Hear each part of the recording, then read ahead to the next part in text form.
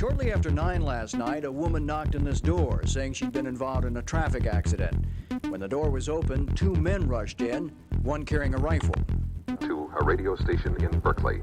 Since the letter specified that it be published in full by the media, we are presenting it to comply with that request. The United Federated Forces of the Symbionese Liberation Army, armed with cyanide-loaded weapons, served an arrest warrant upon Patricia Campbell Hearst.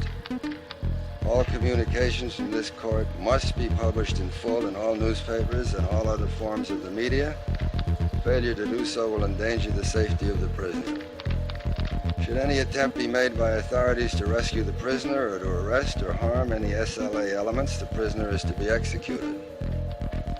And in capital letters under that is death to the fascist insect that preys upon the life of the people.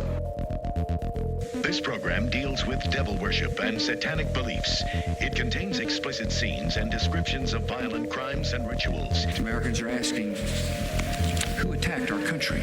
You have declared a subliminal jihad against the United States. Can you tell us why? Everything pertaining to what's happening has never come to the surface. The world will never know the true facts of what occurred, my motives. And night fell on a different world. And Iblis is thinking, I should be getting this position, not Adam, and this guy is created from dirt. And how does the army feel about you being head of the Temple of Set? And the conspiracy theorists can say what they will, but I want you to give me power over Adam, and I want you to give me soldiers and minions and all of these things. The people have so much to gain and have such a material motive for putting a position on him.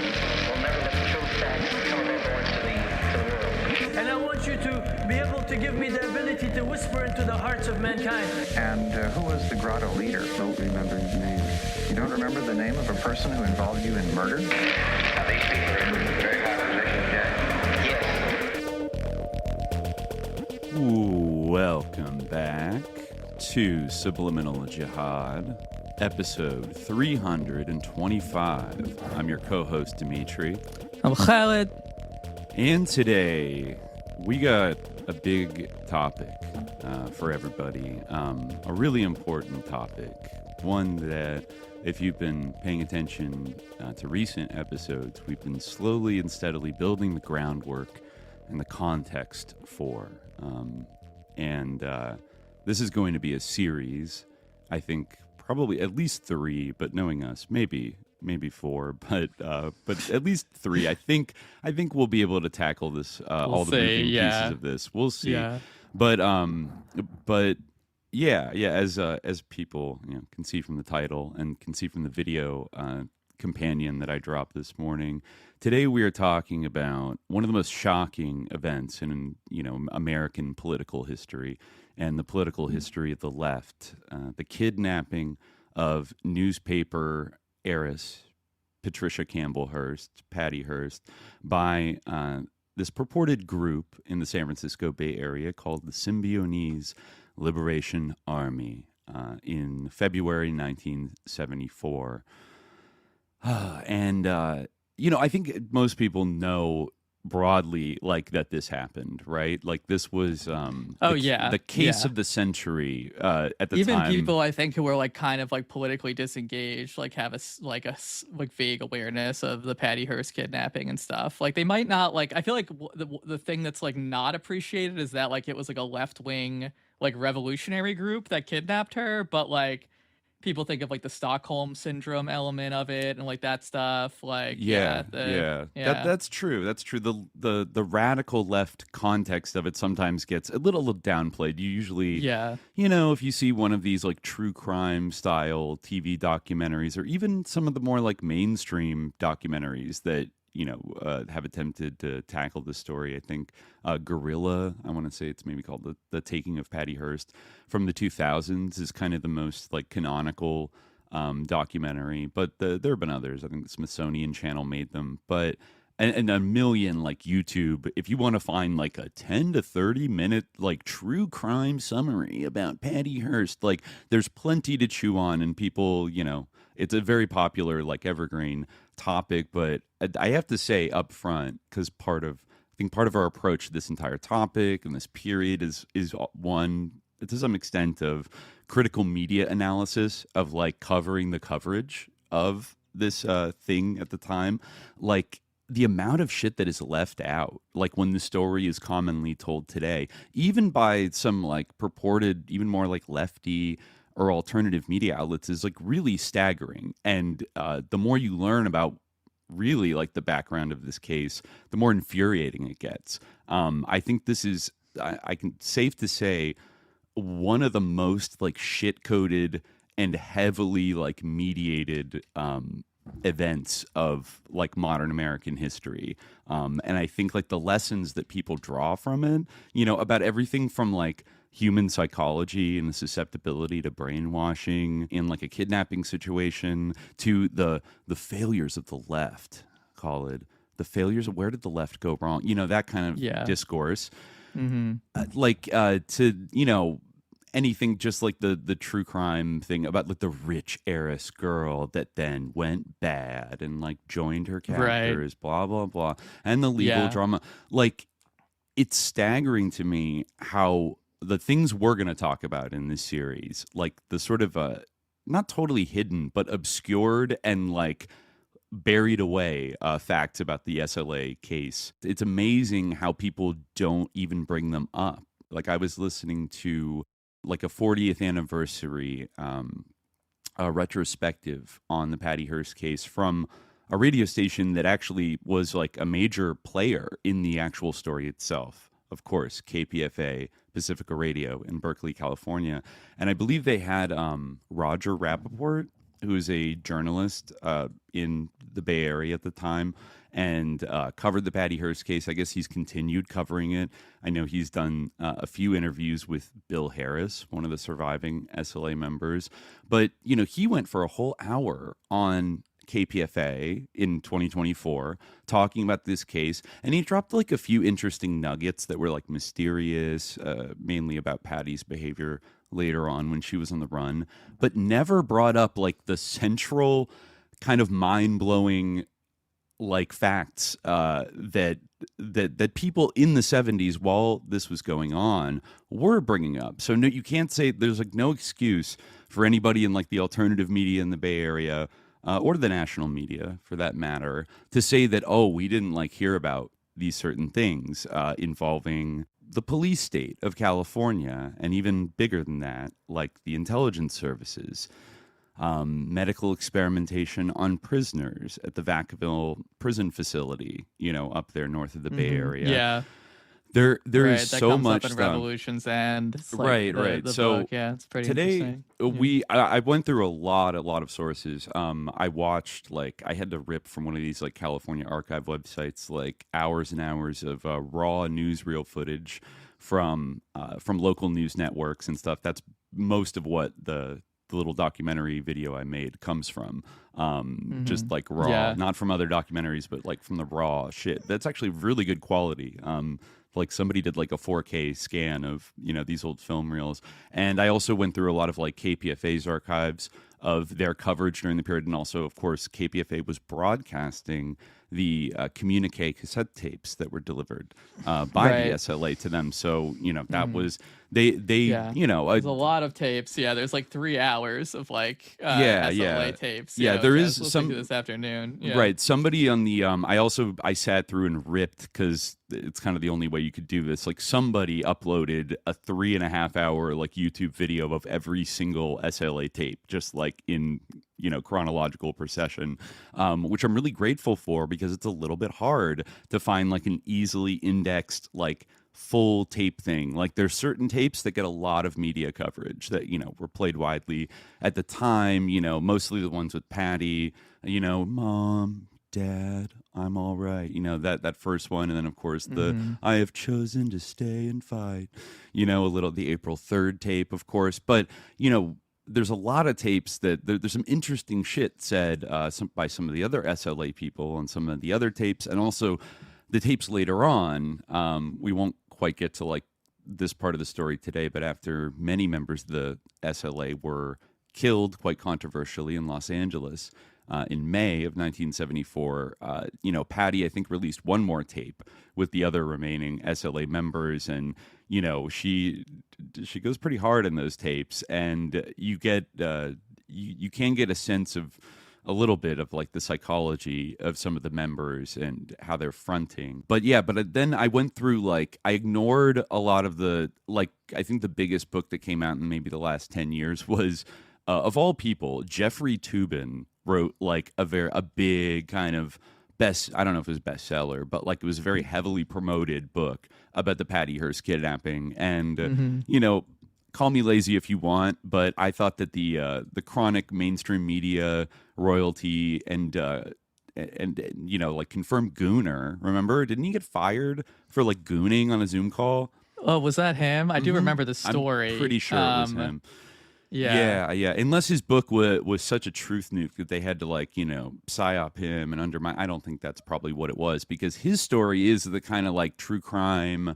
Let's just dive into the psychology of Patty Hearst and these guys. Well, what people always say is it was the 70s in the Bay Area. There was a lot of radical stuff happening, left over from the 60s. And that's just kind of a blanket explanation for who the SLA are. It's well, look, there's other groups like the Weathermen and the Black Panthers, which they were obviously, it seems like they were trying to kind of ape. Even in the last episodes, I think, if people are really interested in this topic, I highly recommend going on Patreon, listening to our episodes about the Berkeley Barb and Ramparts, two Bay Area kind of alternative publications in this period. And both of these places would also become kind of like a forum, almost like the social media feed of their day, for various participants and actors, for various dramatis personae involved in this whole SLA situation, to sort of sound off on their views and things like that, and also for people to either criticize or critically support the actions of the SLA, etc. And so we talked in those 3 episodes, I think, very important for the context of this, the sort of face games that went on, kind of these sociological dynamics that happened, really starting in they started to really pick up in 1969 and then kind of crescendoed throughout the early 1970s. But the kind of fixation on being heavy, and also the pressure to be seen as right on at all times, which is to mean right on with whatever the political radical current was of the kind of new left, at the current moment in the community. You did have to kind of some of these alternative media outlets gotten a little hot water here and there by maybe having some kind of article that wasn't right on enough, or in some cases, when the Berkeley Barb had a split and some of its members, like Stu Albert, went and founded the Berkeley Tribe. They were very hard on the heavy line of we talked about time to kill the pig. You start to get a lot of white new leftists talking, kind of adopting the rhetoric of people like Eldridge Cleaver, who of course started his kind of public life as getting kind of spirited out of prison, or he got parole with the help of Ramparts magazine, and then got hired by them as a writer, right? And then actually joined the Black Panthers a little bit later, after he had already kind of made a name for himself as a journalist and an author. But a lot of his language, which I think Eldridge was more complex than maybe some of the people we're going to be talking about in this series. But there was a kind of glomming onto of some of his hardcore confrontational, profane kind of confrontational language, right? Especially around kind of we got to kill the pig, we got to start did you shoot a white person today? He said stuff like that a couple times, did you kill, how many white people have you killed today? And you could chalk a lot of this up to just it's kind of shit talking, highly polemical, discourse. And I think there were a little bit of tensions between people like Huey P. Newton and Bobby Seale and Eldridge in terms of the kind of the tactical use of that profanity and that profane language. And you see in the SLA, they are completely operating kind of on that paradigm, which was still relatively popular in going into 74. But I think also the most crucial other episode that one needs to listen to is our public episode from last week, The Glass House Game, which is about the book, The Glass House Tapes, by Louis E. Tackwood and Crick, which was the Citizens Research and Investigation Committee in Los Angeles. And actually, I almost I was a little pleasantly surprised at how central the Crick members were to kind of promoting a counter narrative during this SLA Patty Hearst crisis. The main figures of that who wrote the book, they were contacted by, or kind of forwarded. I think the LA Free Press forwarded Louis Tackwood, an LAPD informant and agent provocateur, in the early 70s, and he started working with this group, Crick, which was had a lot of people that had kind of leftist or Marxist kind of political affiliations, but also had been doing assassination research, either on JFK, RFK, Malcolm X, Martin Luther King, all of these deep events of the 60s.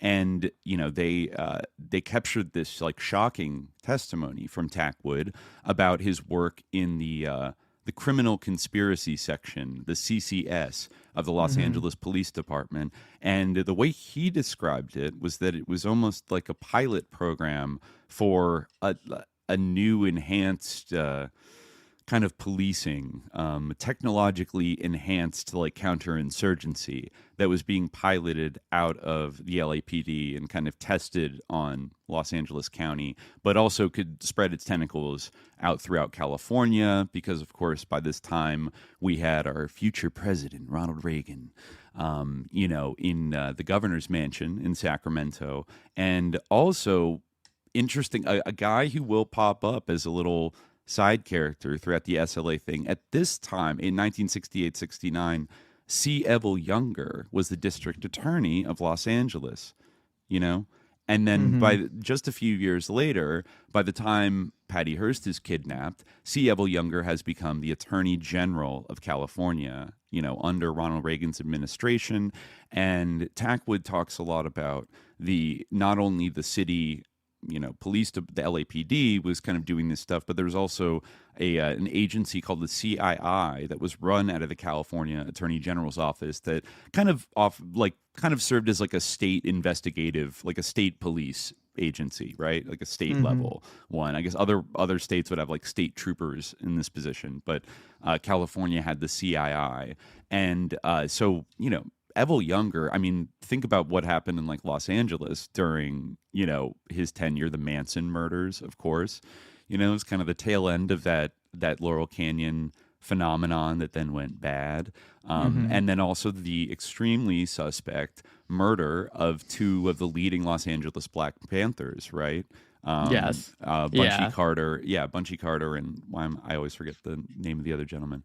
But rest in power to him. He was murdered by two brothers that were part of Ron Karenga's U.S. organization on the UCLA campus. Yeah, it was John Huggins. John Huggins and Bunchy Carter were murdered after a meeting. And then Louis Tackwood claimed not only, that. He basically claimed that Ron Karenga was just like him. He was a police informant, an agent provocateur that was weaponized, like Louis Tackwood, against the Black Panthers, who at that point the authorities basically saw as public enemy number one that needed to be crushed by any means necessary. And Tackwood even says, I believe, that he was directed by his handler, Sergeant Farwell, who again is going to pop up in this story, to get a hold of some guns and give them to Karenga's group. And then I believe some of those guns were he gave them money to take care of the Black Panthers. And either whatever you make of Tackwood's testimony, it's unequivocally true and established by FBI documents that they did try to manipulate both parties in that conflict, the Black Panthers and the US organization. They used they created satirical political cartoons about the Panthers and published them in the name of the US organization, and they did vice versa. to the US organization. So they like definitely like what we have like confirmed on record outside of like Tackwood's account is definitely that like the FBI tried to like, you know, and you know, they were very upfront about their objective being to create like a physical confrontation between these groups, right? And that they would like attack each other violently. Yeah, like that was like unequivocally the goal. So yeah, this, you know, one of the books will be drawing on like Revolution's End. Like the argument right of that book is kind of like drawing a link, you know, very explicitly between, by Brad Schreiber as the author of the book, drawing a link very explicitly between that event, the killing of Bunchy Carter and Huggins, to this, you know, the emergence of the SLA. Yes, exactly. And you're right. This, I think, is a book... well, the FBI and the intelligence community machinations underlying that event to, you know, what else they may have been doing, and, you know, puts together some pretty compelling evidence in that direction. Right, absolutely. Yeah. And I actually underestimate. I'm very glad we did that kind of on a whim. Like we did that Glasshouse Tapes episode right before this, because I'd actually like not heard of that book, shockingly.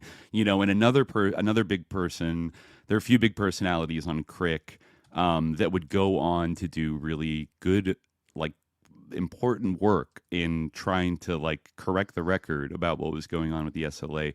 One big one is a real OG, somebody I think I got a lot of respect for in this, you know, in a place where, you know, we can be pretty cynical sometimes about media figures, but Donald DeFreeze is one, right?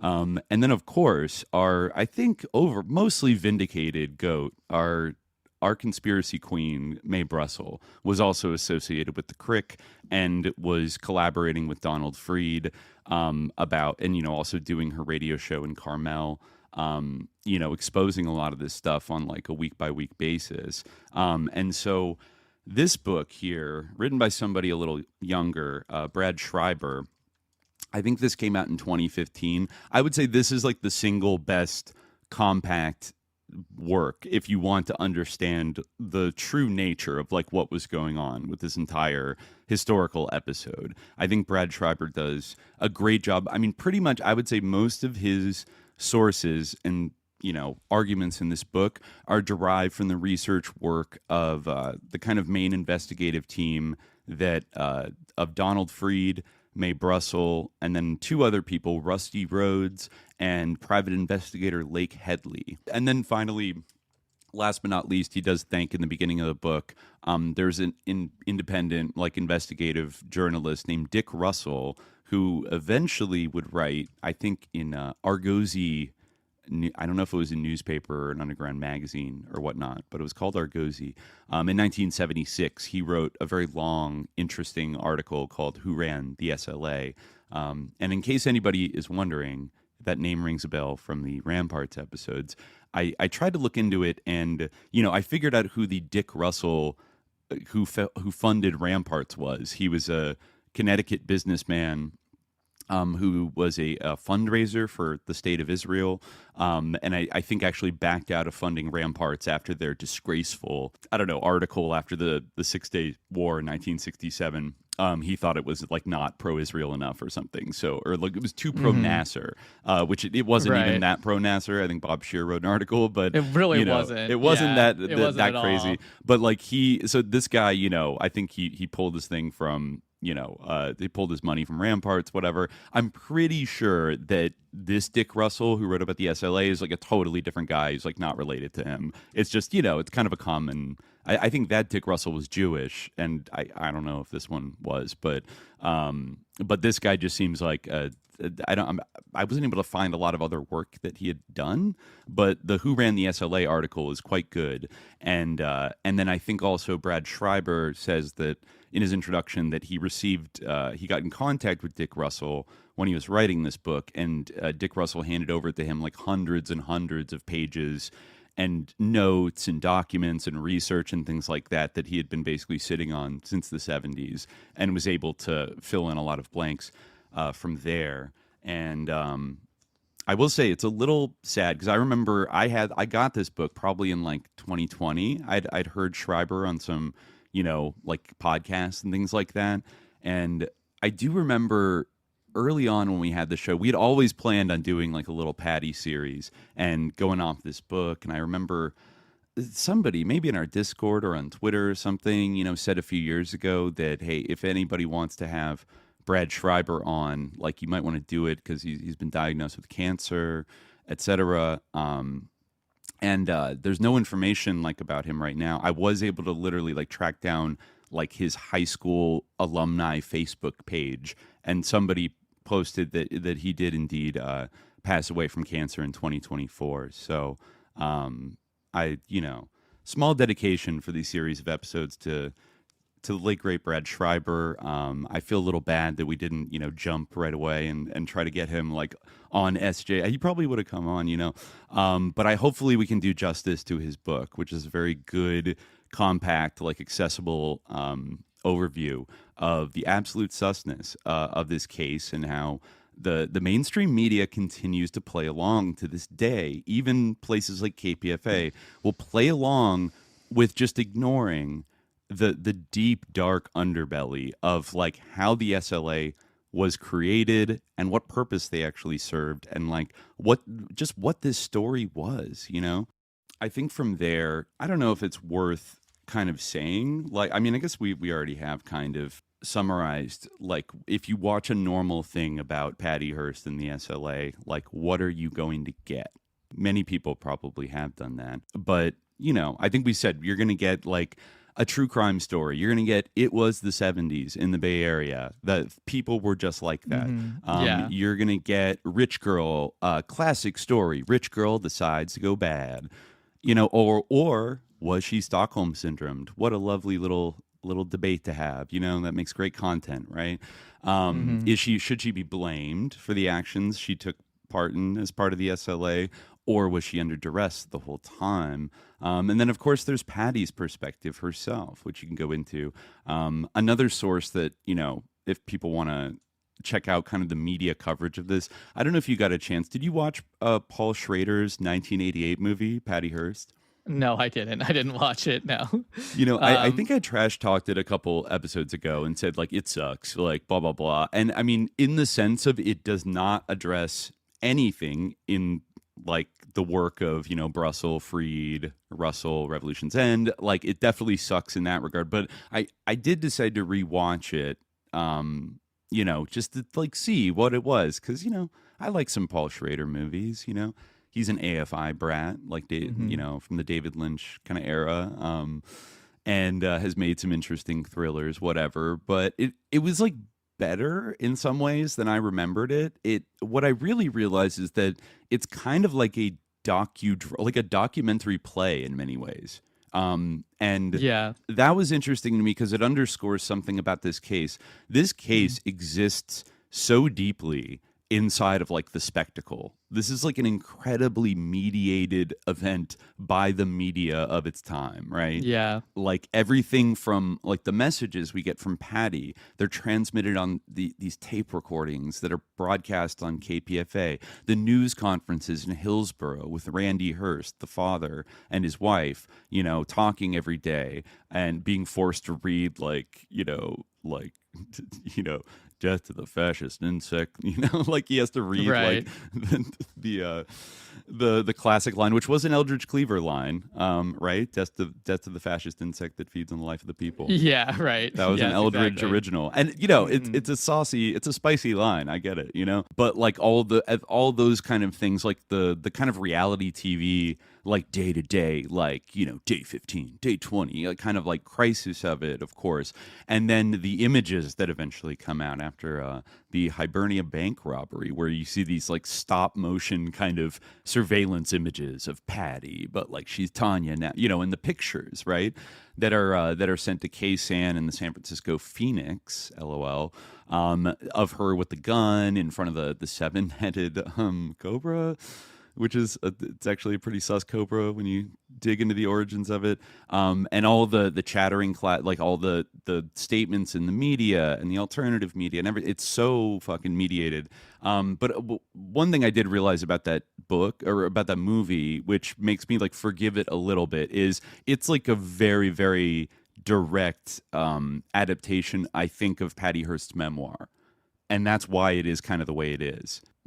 It's pretty much almost entirely from Patty's perspective, just starting immediately with the kidnapping and then moving on to like her kind of psychological torment. And then there's a lot of like very spirited scenes, both from Field Marshal Sin Q, Donald DeFreeze, played by Ving Rhames, and Natasha Richardson playing Patty Hearst. Isn't it Sync or right? Sync K? Isn't it Sync K or something like that? Yeah, or people call me Sin. Right? No, comrades call me Sin. Yeah. That's where it gets kind of funny because, like, technically speaking, like the name that the name he's allegedly named after should be pronounced Sinke. Like kind of like a 5, right, or whatever, and he mispronounced it as Sin-Q, so that's how he was known to everybody. Yeah, I noticed that he mispronounced like a bunch of things, in his tapes. Yeah. And a lot of people pointed out even that has like a kind of dark irony to it. I mean, we'll get into it when you'll never believe who gave him that name in prison, but that name itself, even that was named after a slave who led a rebellion on the Amistad slave ship, right? And became like a famous case. I think it was made into like a Steven Spielberg movie in the 90s, right? Amistad, right? And Sinke was the leader of that rebellion, and I think they were taken back to New Haven, Connecticut, and put on trial for what they did. And there was like this big historical trial about like, was it justified for them to do have a slave revolt, because they were being enslaved, etc. And I do believe that Sinke was acquitted. I guess he was in the North, but he was acquitted. But then the kind of dark postscript to that is allegedly then he moved back to West Africa and became a slave trader. Oh. So, that aspect of Donald DeFreeze having the name, the mispronounced version of Sinke, Sin-Q, as a black man who is maybe holds himself up as, is on the one hand as like a leader of kind of like Black America and a Black revolutionary, but then is selling his brothers and sisters into slavery. As we dig into the background of Donald DeFreeze, it kind of the shoe fits in in a disturbing kind of way, because I don't know, should we maybe start with fact number 1 that none of these mainstream news sources will talk about, and this is a really big one, is that Donald DeFreeze was a police informant in Los Angeles for the LAPD, not only for the LAPD, for the CCS, the Criminal Conspiracy Section. And in fact, according to Louis Tackwood, he had the same handler as Louis Tackwood, Ron Karenga, and Cotton Smith, the infiltrator of the LA Black Panthers, who eventually testified against them. That was Sergeant R.G. Farwell, Ron Farwell, I believe, who was a black LAPD officer who was sort of the commander of like the Black Desk, as some people described it. Like he was like the one black officer on like the CCS team, and so he was a direct handler of this of a kind of stable of informants and agents provocateurs that, among other things, were meant to like infiltrate black radical groups, whether it's the Black Panthers, the Black Muslims, etc., and also get them set up for crimes, stoke conflicts with other black groups, and try to get them to kill each other. And all the stuff that Tackwood talked about doing. Donald DeFreeze was ensnared into that world very much, like Tackwood.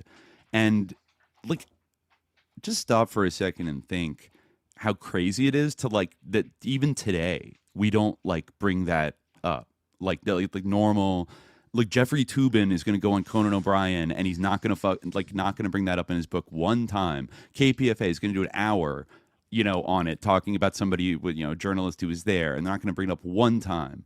It's fucking insane. Like, I mean, as this group, kind of like this crick group of like Donald Freed, Headley, Mae Brussell said in a they did a press conference in San Francisco in the middle of all of this that should be, it's famous in my heart, but it's actually not famous. It should be famous. I think it was on May 10th, 1974. Their kind of big argument, and this is kind of an appeal to like mainstream sensibilities, but they said, you know, given that everybody's so wound up about Patty Hearst, you know, oh, she's in danger, blah, blah, blah. If you had just released the information that Donald DeFreeze was a snitch, the group would like fall apart from the inside and be and like, you know, like people wouldn't follow this guy, right? Like it would just break down. Like nobody would believe this guy was an epic freaking leftist if like his police informant record was exposed. And so for them to cover that up is not only like kind of sus, but is like endangering, you know, the life of Patty Hearst, is sort of like building up toward it. Also, of course, endangering any leftist that was naive enough to kind of think that they were right on and provide them like material support or things like that. Though, to be fair, not that many did. A lot of leftist people, a lot of leftists in the Bay Area were like very sussed out by the SLA, even before they kidnapped Patty Hearst. They were not exactly popular, but the right-wing forces in California and nationwide certainly wanted to like promote the belief that they were incredibly popular, and they were, you know, they were kind of emblematic of like a number of radical groups, you know, whether it's the Weathermen or, you know, other offshoots of the SDS, the Venceremos organization, other groups like that. They totally wanted to portray it as like this organic phenomenon that had the support of these dangerous lefty people, and therefore, you know, needed to be crushed like mercilessly. But yeah, Donald DeFreeze, it turns out, like does not have he has kind of a strange and sad background to his life. Yeah, there's some interesting chapters on him in Revolution's End. I think part of the reason, like, for the kind of erasure of this dimension to the whole thing is like because like it, you know, kind of remains so murky, and it's, you know, like kind of, yeah, like you'd have to you know, like the evidence is like circumstantial at points, you know, so I mean it does like form a compelling picture like together, but I think like they kind of have succeeded in like making sure that it remain like there isn't really the smoking gun that you're like, you know, that would really enable the like kind of limited hangout narrative to really be diffused totally, you know. They've managed to, because none of the people who have survived that were kind of main players in this like have spoken about like, you know, they kind of dodged the topic overall about law enforcement or intelligence involvement in the formation of the SLA. There could be a lot of, including Patty Hearst, by the way. Like, I think that there's if we're to believe the evidence that is presented by these researchers at the time and collected by Schreiber, then Patty Hearst is lying about certain things and hiding certain things about herself. Right. That she, to this day, is she still alive? I think she lives in Connecticut and breeds like show dogs, I think, and lives a very kind of quiet, like relatively private kind of existence. As people in chat mentioned, she had like that weird career where she was, John Waters like made her into an actress, right? Oh, right. I forgot that it was John Waters that did that. She also like his first acting role. She played like kind of like a Patty Hearst type character, I think, like in her first acting role, which John Waters gave her. Interesting. She kind of leaned into the camp. Oh, it was like that. I don't know if she had. I don't remember what role she had, but the movie was kind of inspired by Patty Hearst. It was like the one where like instead of like a Symbionese Liberation Army, like a leftist radical group, really they were kind of a radical group, but they're like radical filmmakers, and they kidnapped like a Patty Hearst character who wasn't played by Patty Hearst to like make their radical films, right? Interesting. Yeah. Interesting. I wonder if that was a kind of a send up of Newsreel, the Radical Film Collective. It's Cecil B. Demented. That's what it was. Right? Oh, Cecil B. Demented. Yeah, I remember hearing about that. Yeah, she also had a very bit. I was shocked like a while back when I was rewatching a completely. I think it was when we were doing our Biosphere 2 episodes. I went and rewatched a 90s comedy, not really classic, but she has a bit part in Biodome. Right, like yes. Stephen Baldwin and Pauly Shore. Yeah. Mm-hmm. Yeah, she, right. I don't forget if she plays like one of their moms or like a reporter or something, but she has like a brief bit part in that from the mid-90s. Okay, of course that was connected to Steve Bannon and John Brockman and, a lot of sus lords floating around that project, but, that was then kind of satirized by Biodome. I don't know. Just weird, but anyways, yeah, like Patty Hearst like hasn't really spoken about apparently she wouldn't even speak to Jeffrey Toobin for his probably very mild official story kind of book. And so we don't have and we don't have any police documents, of course, from the state of California or the FBI. I think there's some FBI files that were like released, but you're really left to like stitch together a lot of circumstantial evidence, but like I don't know, the preponderance of that evidence pointing towards something really sinister is pretty intense and staggering. Like when you start to look at, if you even try to answer the simple question of like, what was the LSA what was the SLA and how did it get formed? I don't even know what the official story of that. Like I'm vaguely aware of like how they tried to spin it, but it's like so suspicious that this radical terrorist group that would burst into the headlines and everything was formed inside of prison walls in California, in conjunction with white kind of liberal, like leftist outsiders, a lot of them Berkeley students, who were brought up as part of a special program, and then made contact with people like Donald DeFreeze. Like, there's just no way that there wasn't some like extremely weird like shadiness going on, like the idea of it just being like, oh, this just happened under our noses, crazy, wow, Bay Area 70s, what are you gonna do? Like, no, like I'm not buying it at all. Maybe to start, I will read a little bit about Donald DeFreeze, the Field Marshal Sinque. Sorry, one second. Yeah, I can start if you want. Actually, I was going to start on the collision course with Infamy chapter. Yeah. I just realized I didn't grab my coffee outside. Hold on one second. Okay, all right. Yeah, one of the things that's interesting, I don't know if we'll have a chance to talk about this, but it's very interesting how, like, the name of it does, the name of the SLA, I feel like, does kind of suggest its origins in some kind of, like FBI astroturf, because, like, it, like, Symbionese, like, it just seems like kind of like a, totally untethered from any actual, like, political cause, and it's, like, related to, like, the idea of symbiosis, I guess. Like, that's kind of like the idea, like, we're all like in symbiosis here in our society, and that so that makes us the Symbionese, and therefore, like, it's like kind of like this vague like radical posturing that's not actually connected to any kind of political cause in the way that like these groups generally actually were. Like, they kind of had some kind of like specific political objective, whether it was like Black liberation, even if they could coordinate with others, right? They were kind of had one focus usually, or at least a focus, but but yeah, in this case it's like this vague notion of symbiosis. Like, what?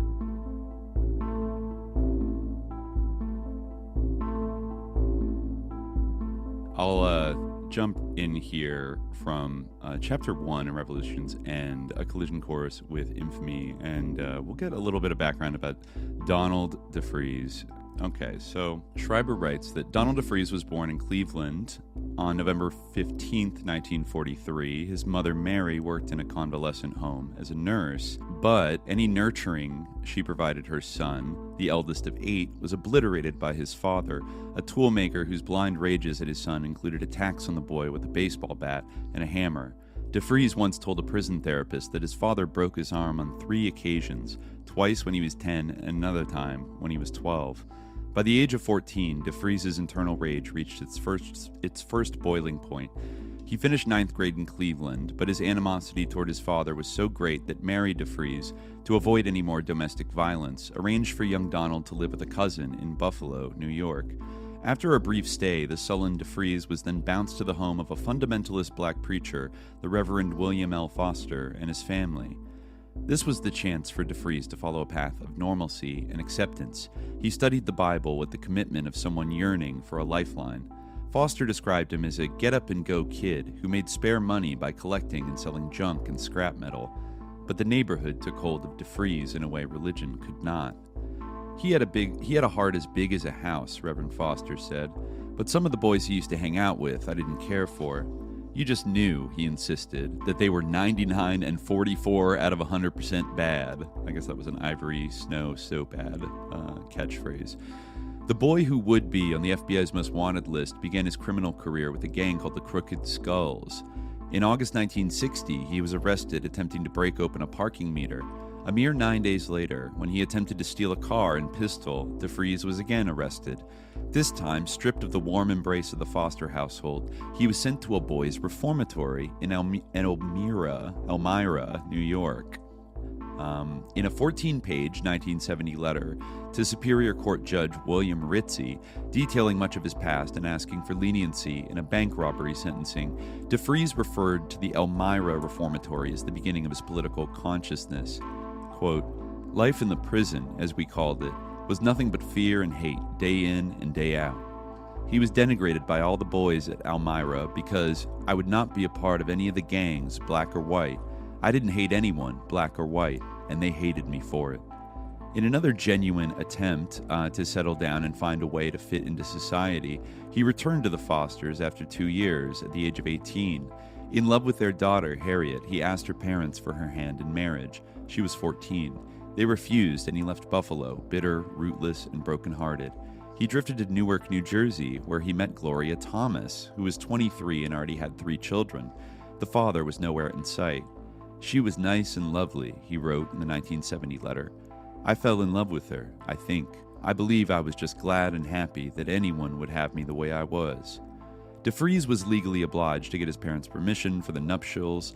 They consented, but told him he was a fool. In 1963, Donald and Gloria were married. He was 19 years old, a high school dropout, and suddenly a father of 3 with no marketable skills. Things were lovely all the way up to a few months, DeFreeze stated in his 14-page autobiographical sketch sent to the aforementioned judge. But after a fight, Gloria yelled, quote, "She didn't love me at all, but that she had needed a husband and father for her kids." He hoped their first biological child would mend the rift in their marriage, quote, "But as soon as the baby was born, it was the same thing. I had begun to drink very deeply, but I was trying to put up with her and hope she would change. But as the years went by, she never did." Less than 1 year after the marriage, DeFreeze was ordered to appear in court for desertion. DeFreeze and his wife eventually added a total of 3 children to the family, but his struggles to find steady work led Gloria to berate him and, according to DeFreeze, after a mere 7 months, be unfaithful. Quote, "I came home sooner than I do most of the time from work, and she and an old boyfriend had just had relationships." In disgust, DeFreeze claimed he told Thomas to go live with the boyfriend, who refused. He fought with her. He forgave her. But then he learned, quote, "that none of my wife's kids had the same father, and that she had never been married, contrary to what he had been told. Quote, "I was a little afraid, but I said I would give her a good chance. I really put faith in her, but somehow, little stories kept coming to me. One was that my boss had come to my home looking for me, and that my wife had come to the door in the nude." Oh. DeFreeze abandoned his family once for a 2-month trip to Canada, but when he returned, he learned that Gloria was pregnant, and that my wife, he learned that she was pregnant. He obtained 2 jobs to try and pay for the overdue bills. He heard rumors about Gloria being promiscuous during his Canadian trip. Concluding that the child she had just given birth to was not his, DeFreeze separated from Gloria, and for 4 months she lived with another man. Unable to bear it, she returned and begged DeFreeze to forgive her. DeFreeze took her back, even if he didn't fully forgive her. The pressure of a half a dozen young children, sporadic employment alternating with welfare, and a contentious marriage led the 22-year-old DeFreeze to a fantasy refuge, handling guns and explosive materials. He says, quote, "I started playing around with guns and fireworks and dogs and cars, just anything to get away from life, and how unhappy I was. I finally got into trouble with the police for shooting off a rifle in my basement and for a bomb I had made out of 30 fireworks from 4th of July. After I went to court and got probation, I was really ashamed of myself. I had not been in trouble with the police for years, and now I had even lost that pride." DeFreeze's 1970 autobiographical statement convincingly laid blame upon his father, his wife, and the crushing poverty he had to withstand. But nowhere did he detail his own inability to talk with others, to discuss the difficulties he encountered, and thus, perhaps, amend them. In fact, DeFreeze hid details of his life from friends and coworkers. He worked intermittently for an Orange, New Jersey painting contractor who never even knew DeFreeze and his wife had any children. He perceived DeFreeze as unusually quiet, except when the subject of guns came up, and then the young man waxed rhapsodic about caliber, firepower, and the like. While in New Jersey, he worked for a few different painting contractors and then tried to start his own business, House of DeFreeze, but overextended his credit and had to endure yet another failure. In desperation to change something in his life, DeFreeze left his family behind in March 1965, but his obsession with guns and explosives continued unabated. While hitchhiking on Interstate 10, the San Bernardino Freeway near West Covina, an act itself illegal, DeFreeze was stopped by police. The hitchhiking was the least of their concerns. As DeFreeze reached for his ID, the cops spotted a sharpened butter knife and a tear gas canister tucked into his waistband. With probable cause, they asked to look inside his suitcase. It contained a sawed-off shotgun. It was 64 days in the state prison at Chino before DeFreeze had his day in court for possession of the shotgun and tear gas bomb. A psychiatrist hired by the state of California to evaluate DeFreeze's propensity for handling guns and small explosives learned of his horrific childhood. Quote, DeFreeze state's father tried to kill him 3 times, the psychiatrist noted. Used to inflict human punishment, hit him with hammers, baseball bats, etc. He shows areas on his head where he was struck and had to receive sutures. Every time he went to the hospital, his father told him he just got hurt. The time he was picked up with the gun, at age 14 in Cleveland, he had planned to shoot father, who had been mistreating him.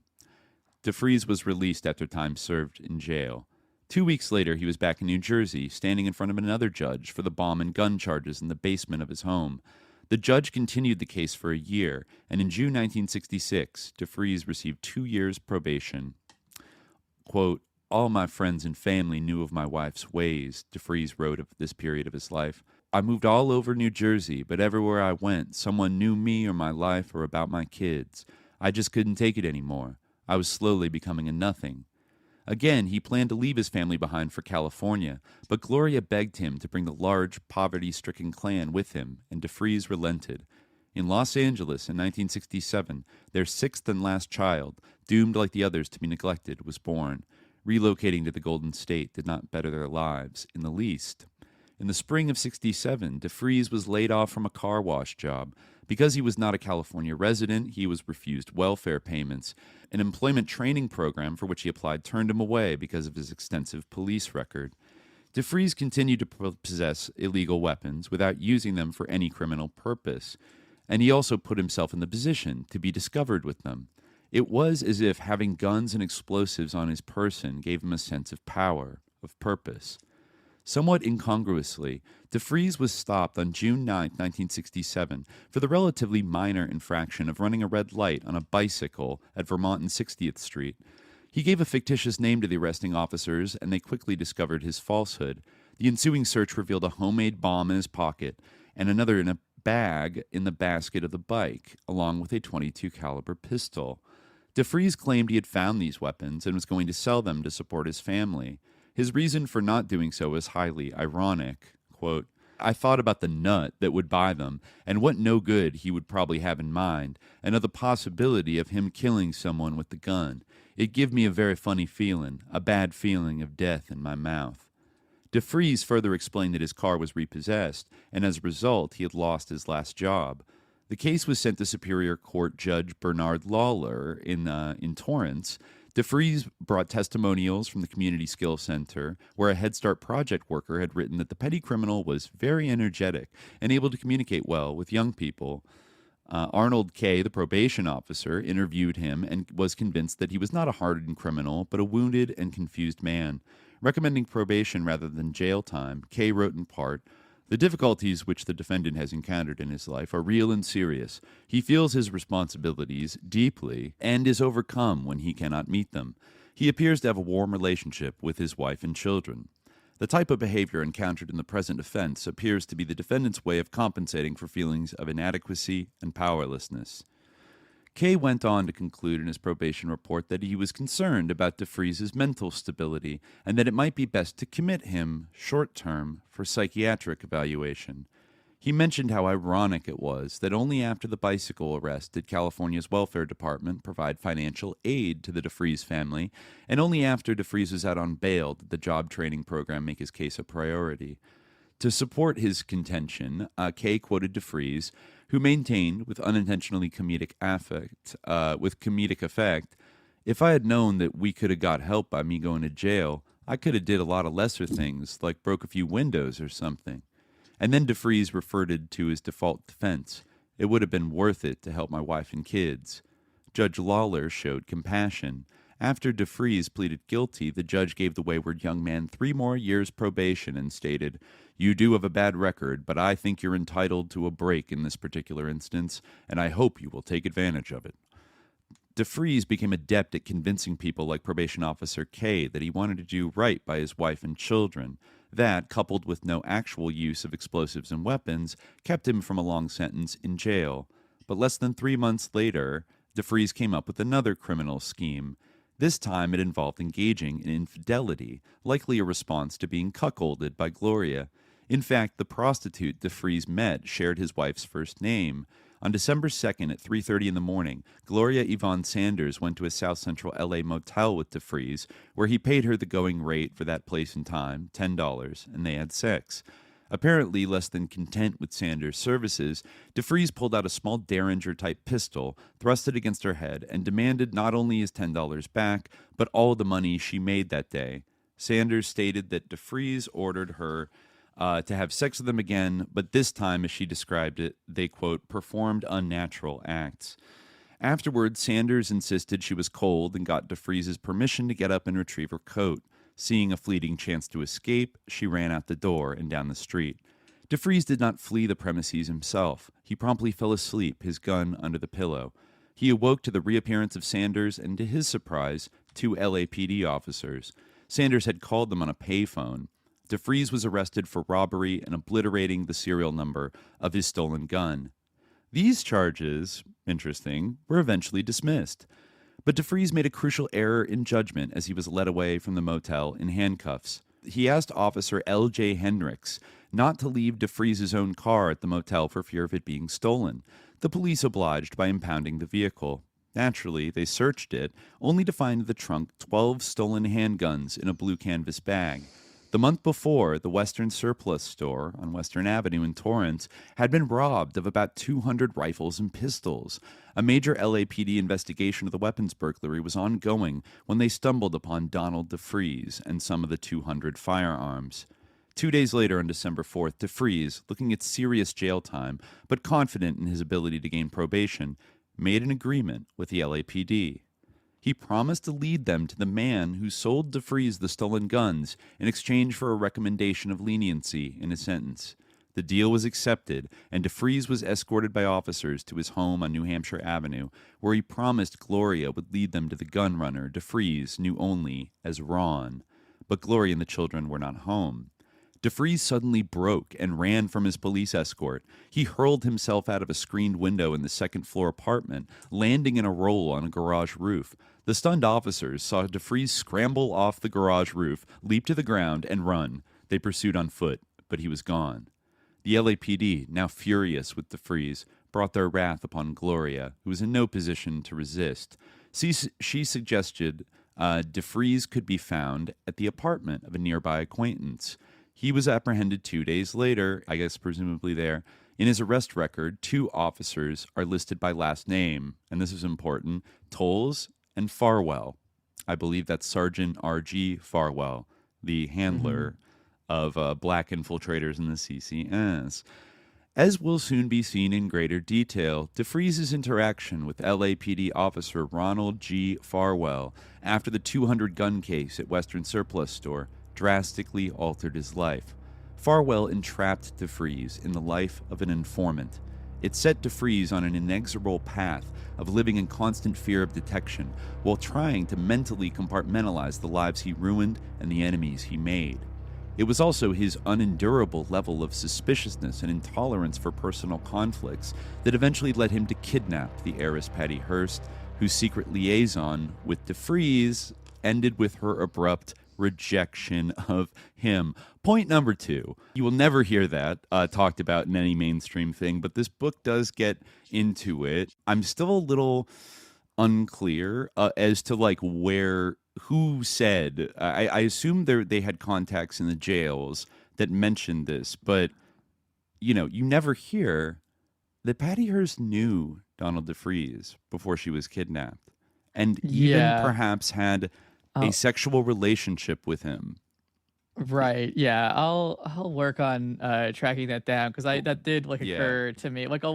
This book is at least the version I have, I couldn't find a PDF. You have the actual physical copy. Does it have footnotes in the physical copy? It has an index. Yeah. Well, no, it doesn't have footnotes, unfortunately. Yeah. This is the bane of all parapolitical research, as I've said many times. But yeah, no, I have the EPUB version. It doesn't have footnotes either. But yeah, there's an index. I did find, because one kind of assumes that maybe this is based on what Tackwood is saying, but I did find a New York Times article, very, very serious publication that kind of corroborates all of this, right? It's by John Kiffner, special to the New York Times. Was this the Patty in the Land of the Cobra article?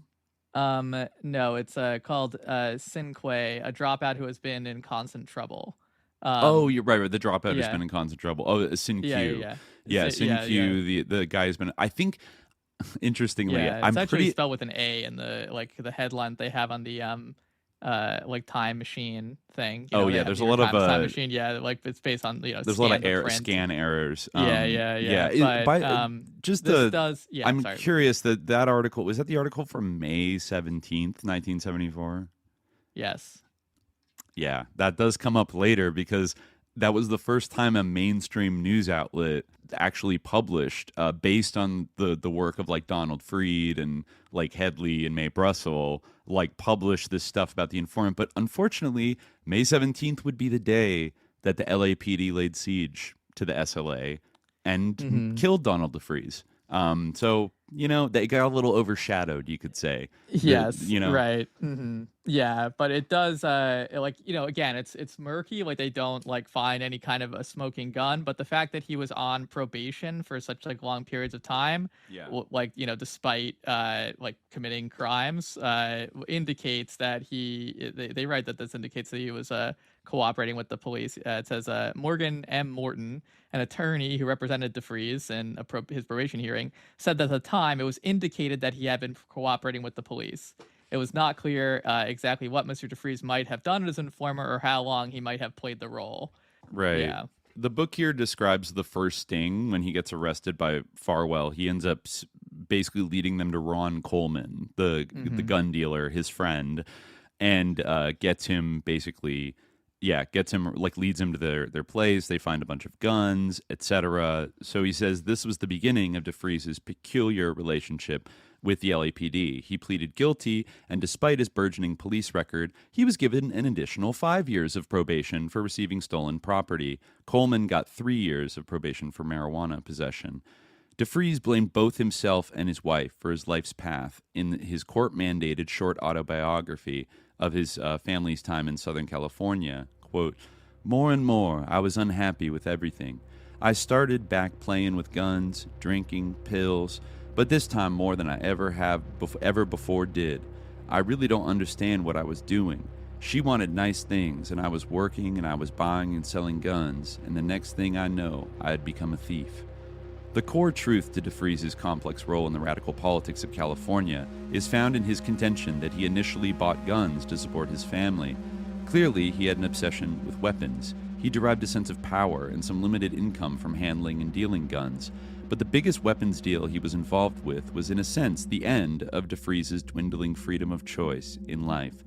When the 200 guns from the 1967 Torrance robbery became part of DeFreeze's criminal record, he was already a thief. But when he wrote in his biographical sketch, quote, "The next thing I know, I had become a thief," he was, in code, referring to the first time in his life he turned in another person to lessen his own potential sentence. So what he really meant to say is I'd never been a snitch, right? The next thing I know, I'd become a snitch. DeFreeze showed no external concern when he turned in Ron Coleman. DeFreeze never expressed any thoughts, verbally or in writing, about Coleman also being African American, Coleman's proximity in the same apartment building, or the possibility that Coleman might seek retribution for the betrayal. Morgan W. Morton, who you just mentioned, the attorney who represented DeFreeze in the 67 case, confirmed that it was, quote, indicated that he had been cooperating with the police. The exact details of DeFreeze's collaboration efforts were not made known to the court. It was both DeFreeze's willingness to secretly cooperate with law enforcement and the roiling political landscape of the time that combined to make him a police agent who turned his back on the left in general and his own race, especially the Black Panther Party. Right. Mm-hmm. So that's right around, 1967, 1968. Things are really heating up in California and on the left, and the Black Panther Party, of course, is on the rise, coming out of Oakland, but setting up chapters in L.A. and other cities. So he kind of, he ends up being the right place at the right time to be someone the police can use. Yeah, it goes on. The next chapter is basically about, it starts off talking about the quote unquote threat of the Black Panthers, or the existence of the COINTELPRO program, which formally ran from 1956 to 1971. Right, of course, that was a layer involved in all of this, and they used people like Donald DeFreeze to set up these groups, who they didn't like. But here we go. When DeFreeze was caught in 1967 and turned in Ronald Coleman, he became, in street parlance, a snitch. Arresting officer Ronald Farwell recruited DeFreeze to become an informant for the LAPD. The use of black police agents escalated in the aftermath of the 1965 Watts riots. Of course, this is actually kind of a shocking number. Tension built in that suburb between 1962 and 1964 as 65 people were killed by the LAPD, including 27 who were shot in the back. One single police case was found to be murder.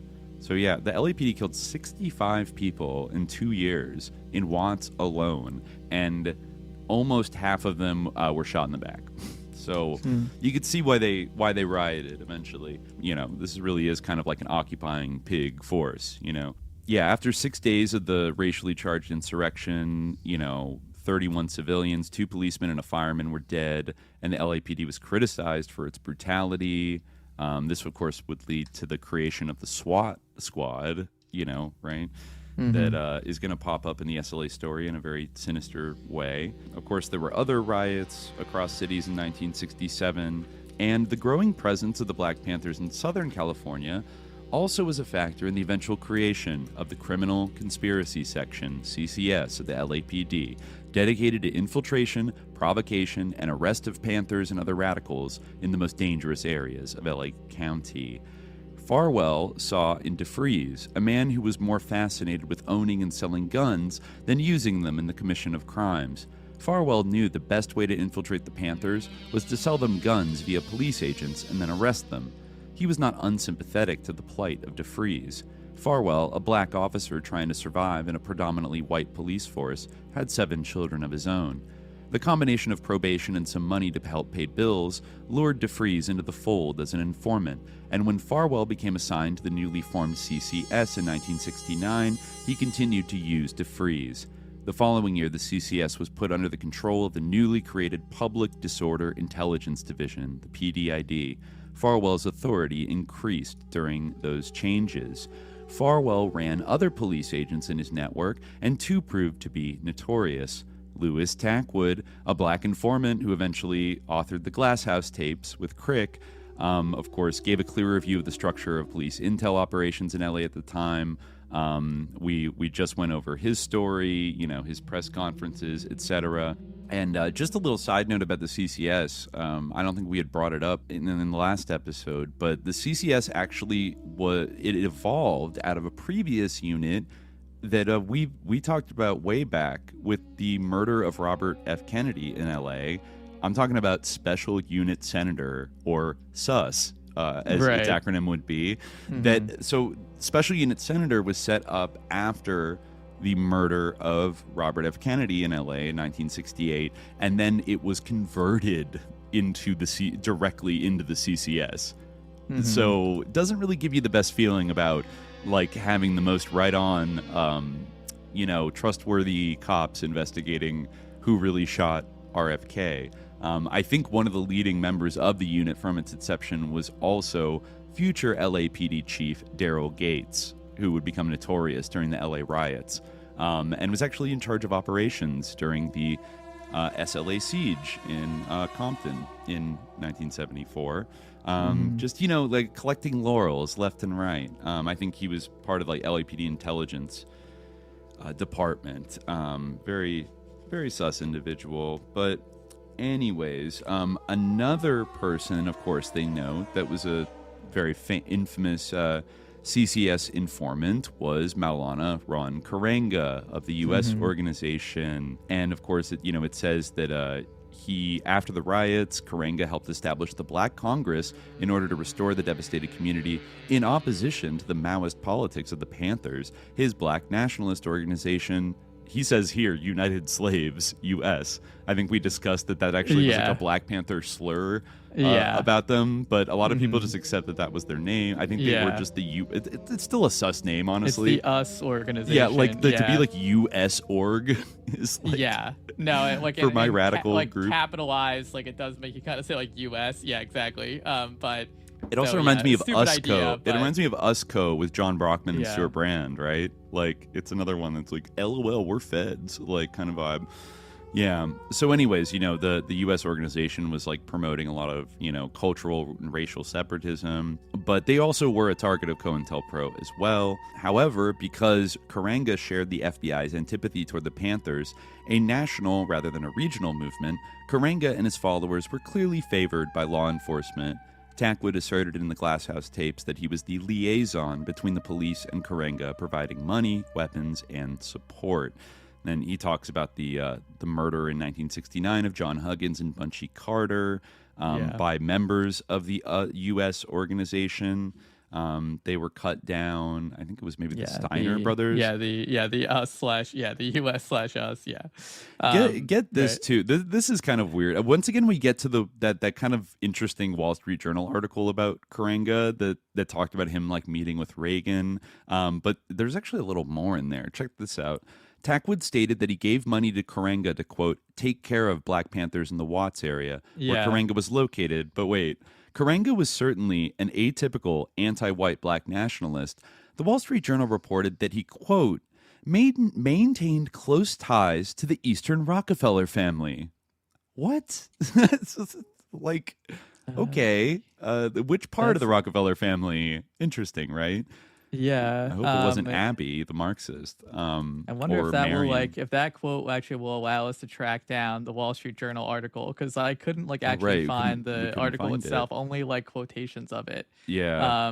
But, it also quotes that he was invited for a private chat with Governor Reagan after MLK's assassination, and also met clandestinely with LA Police Chief Thomas Redden, prompting speculation that of all police agents to serve the LAPD then, Karenga had the highest connections to the white power structure. Yeah. And he certainly did have connections, because he was a professor, and that was, definitely a critique that could be made of him for sure. That he kind of had this bourgeois career as a professor, and a lot of these figures actually will have kind of interesting overlaps with the academic world as the story goes on. So certainly that's there's something to that. Now unfortunately it's not coming up if I search Karenga and Eastern Rockefeller, just a bunch of quotations of the article itself, but I guess maybe that article was never digitized. Or doesn't. I wonder if there's a Wall Street Journal archive. I think if you're a subscriber, maybe you're able to kind of like New York Times. Yeah, but check this out. This is pretty smoking gun-ish as far as this episode. Any doubt that the FBI encouraged violent engagement between the Panthers and U.S.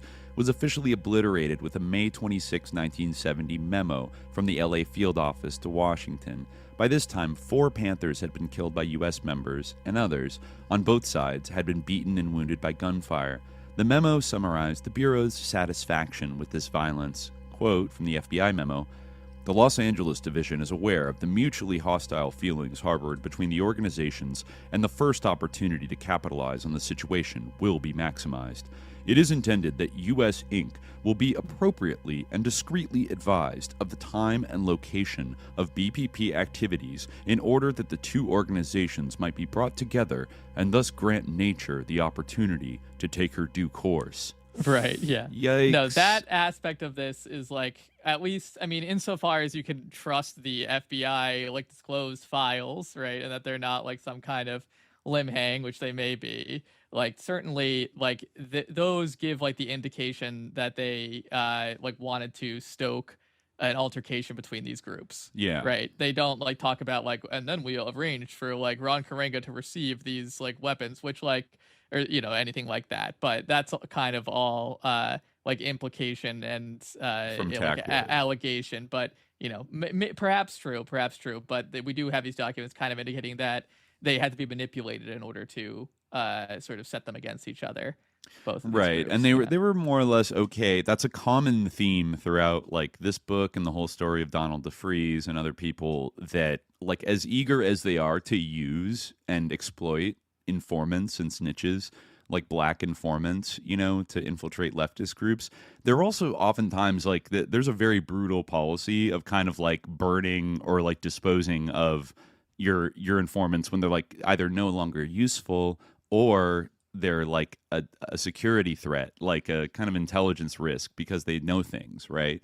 Like a lot of these people would end up dead, either stabbed in prison by any number of gangs that oftentimes were working with the prison authorities, or assassinated on the outside. Like there's a dark trajectory there of like, even Karenga's group, like hopefully nature will take its course and they'll all just like kill each other.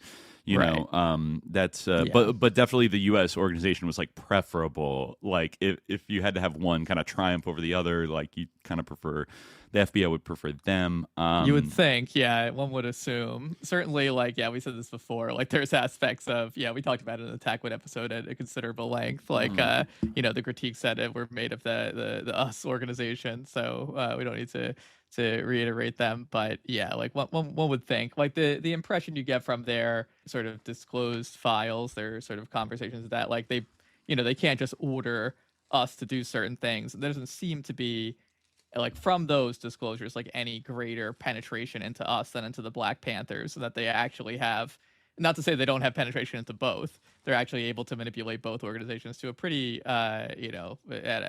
pretty easily, it seems. Well, I think that the main operative difference between the Black Panthers in the U.S. in terms of infiltration is that the leader of the U.S. organization was an informant. Well, I'm talking about what their disclosures indicate. Like, that is not proven. That is just, allegations. And I don't have any, like, sympathy for Ron Karenga, like I said on the show, going back a long way. Like, I, find his, like, whole kind of thing to be like unproductive, and I kind of agree with the Panther critique of him in a lot of ways. That kind of like added fuel to this suspicion. But in terms of what the FBI says, like, it doesn't, like, they don't say anything about that. Well, I mean, I haven't looked at all the FBI files. It's not in this book in terms of, I think Tackwood claimed it. I don't know if Farwell kind of the basis Farwell of it, might have confirmed it at a later date.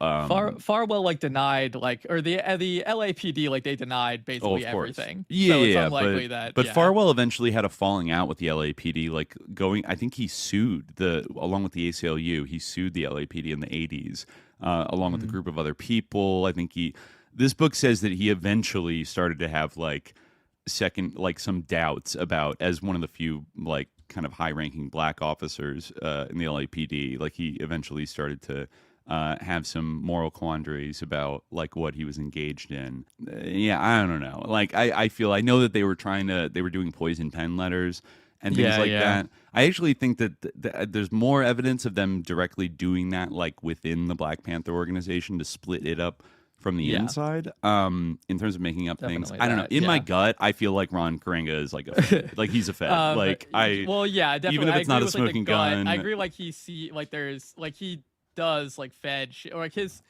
kind of his whole like line and the kind of like cultural nationalism thing I find to be like kind of sus and like counter to some of the it does kind of derail what was going on both like under like Malcolm X and like both the sort of earlier movement like towards Islam. Like we talked about this a little bit like in a past Q&A when we discussed Ishmael Reed's Mumbo Jumbo, and the kind of a critique of the nation or of Black Islam in the U.S. in general that kind of comes out in Ishmael Reed's Mumbo Jumbo, and I kind of shared my view on that, which is that like and I talked about it a little bit in the Talkwood episode as well, where I think like it's interesting to kind of introduce this issue of like Islam is like foreign to our true traditions, and that's what we need to go back to, because it kind of creates this like friction in a way, and like kind of it has that kind of effect, whether deliberate or not. I mean, there were other like fault lines that like definitely existed in some organic way, but were also exploited. I mean, gender is definitely one of them, but not to like in any way suggest that those like issues weren't there and weren't real and weren't worth addressing, and that they didn't. There weren't problems related to that, but like that's what kind of like susses me out about Ron Karenga. But in terms of like, it is definitely true that and this is like partly like because my understanding, I always thought that it was like ironclad proven, like a fact that Ron Karenga was like an FBI, like there's no debate about it. And even if like I still like kind of had that gut sort of reaction to Ron Karenga that you have, I do have to acknowledge that like my understanding, and like it's worth noting that like my understanding was not correct in that way, where like those like what we have from the FBI is different from what we have from Talkwood, whether we trust. And like Talkwood, he's kind of a somewhat unreliable source in certain ways. Like we don't really know what his angle was, and like he might have been saying that in order to do what, like from the FBI sources, it seems that they were trying to do, which was to create friction between these two groups, right? And they definitely like they weren't able to just be like, like they have these, exchanges where they're saying like, okay, we need to manipulate both sides. So it seems like they can't give orders to one side or the other. They have to, like make them hate each other. Well, I would only bring up two little factoids, like to say he still could have been sus. One, he's alleged to be an agent of the CCS of the LAPD, not directly an FBI informant, though maybe he had these things were like connected in some ways, but also there's some indications throughout the SLA story that as sus as like the FBI is, that they were not always like walking in lockstep with the California law enforcement authorities, who I think because they had a very specific incentive to cover up their past like engagements with Donald DeFreeze, like they had maybe a slightly different like agenda than what the FBI was kind of like driving toward. Like maybe the FBI wanted to like rescue Patty Hearst, but like the CCS,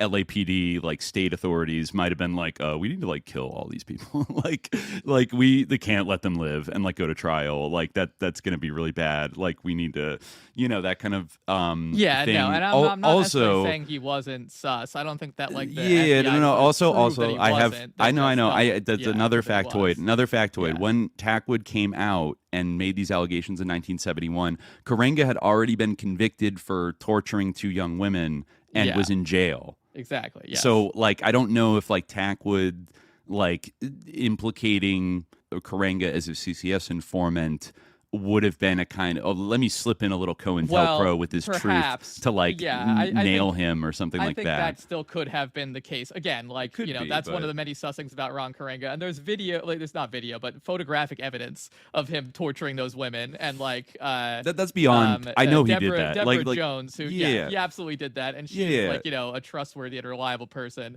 So certainly like, that's something that's like unequivocally very sus about Ron Karenga. But I mean, he's also been attached to every single like intelligence agency under the sun, CIA, FBI, including by Tackwood.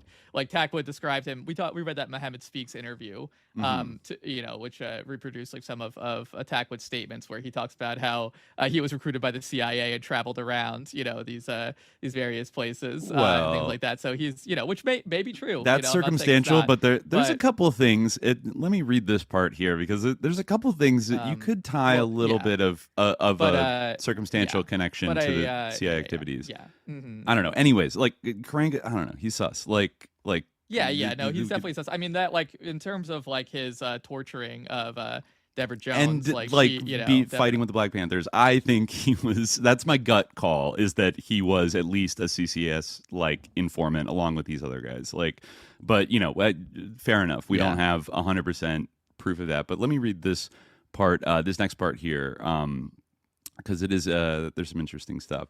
The beginning of the end of the cohesiveness of the Black Panthers came on March 9th, 1971, when Robert Webb, a member of the Eldridge Cleaver faction of the Black Panthers, was shot dead while selling the Black Panther newspaper on 125th Street in Harlem.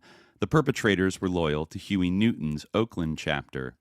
So that the Cleaver Newton faction started, fighting by 1971. As retaliation, on April 17th, barely 6 weeks later, Samuel Lee Napier, circulation manager of the paper controlled by Newton's faction, was gunned down in Queens. COINTELPRO disinformation had created resentment between the East and West Coast Panthers. FBI informants permeated both camps. Legal problems nullified the efforts of many influential members, and confusion increased among supporters as to the future direction of the party. No single organizational head helped the Panthers cohere. Crime began to undercut legitimate militancy. All these were factors in the East-West ideological war and waning political influence of the Black Panthers. But also in, I think, March of 1971, that was when that group broke into the FBI offices in Media, Pennsylvania, and found, like 1,000 files about COINTELPRO and like made it public, right? Mm-hmm. That was that big case. So people finally knew about it, and it was like officially discontinued like in 1971, but maybe unofficially not so much. But also this is under the Nixon administration where they were like flouting, like they were warrantless wiretapping and doing all these things with executive privilege. So it was kind of a crazy time, but this paragraph is interesting. As for Karenga, he remains a fascinating byproduct of anti-Panther police intelligence. Karenga invented the Pan-African holiday Kwanzaa in 1966. Even more curious, the 7 principles of Kwanzaa, Umoja, unity, Kujichagulia, self-determination, Ujima, collective work and responsibility, Ujama, cooperative production, Nia, purpose. Ijma, the Arabic term Ijma, which actually means like consensus and working together. Again, a lot of this. Anyway, sorry, keep going. I'm gonna talk about this in a second. Oh no, well, he's like kind of like cribbing from Islam, but like also being like, don't become Muslim. Well, this is actually an important point. I'm gonna tie it in, but keep reading. Okay, I'm just saying these 7 principles of the Kwanzaa flag. This is a very interesting point. Wound up being used by another CCS alumnus, Donald DeFreeze, when the SLA designed a 7-headed cobra with those same Swahili principles. So yes. the 7-headed cobra of the SLA flag is meant, and this is what Donald DeFreeze allegedly instructed Patty Hearst on when she was a prisoner, were modeled after the 7 principles of Kwanzaa invented by Ron Karenga. Interesting lineage there, especially because Ron Karenga was an anti-communist. So why are you using his principles of it's just a little bit. Well, it has to do with, and this is this is my take on Ron Karenga, which is why I totally share your gut feeling that he was sus, despite whatever caveats we might give. And I think it is worth mentioning that in terms of discrediting him, and it is kind of an indictment of his followers that this was the case, but it certainly was that he did have followers.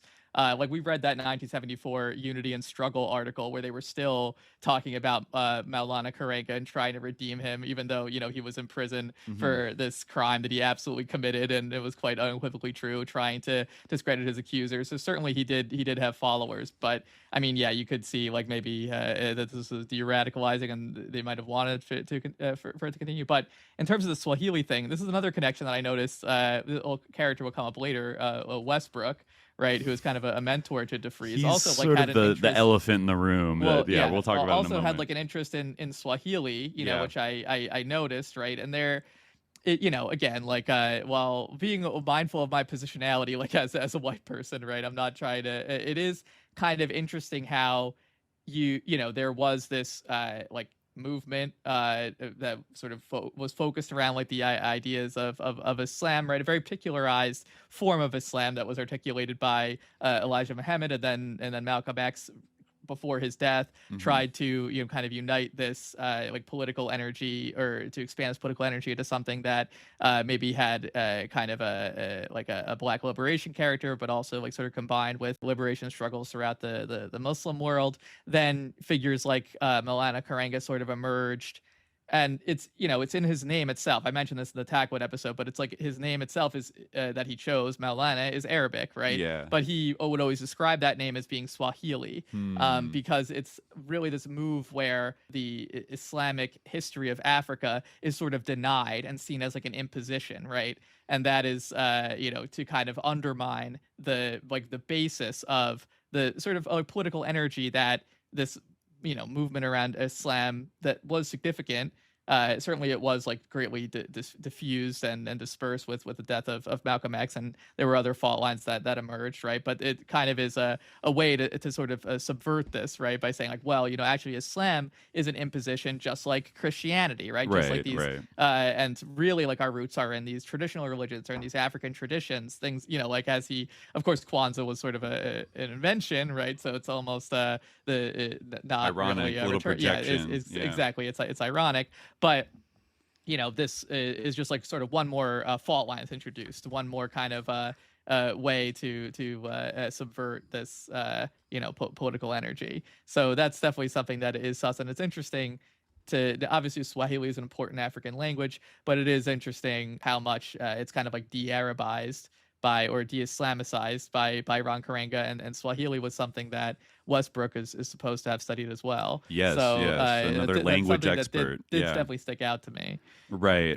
Yeah, actually, a man who in his academic studies studied black dialectology. That was his kind of field of study that he invented, but spoke multiple languages. Yeah, more on Dr. Westbrook in a second. He's one of the most important, maybe the most important figure in this story that gets like a short shrift, in mainstream media accounts. But just to top off here, actually it says Patty Hearst, even if she was not cognizant of all the machinations of DeFreeze, knew something of this Kwanzaa SLA connection. She stated, "I had to memorize what each head of the seven-headed cobra meant. Of course, later on I learned that he had lifted that from the Kwanzaa celebration." So, Donald DeFreeze was neither as calculating nor as politically savvy as Louis Tackwood or Ron Karenga. They welcomed the challenge of working undercover. They avoided arrest while serving the LAPD and FBI. DeFreeze was caught more often than not, and everywhere he traveled, he seemed to find trouble or it found him.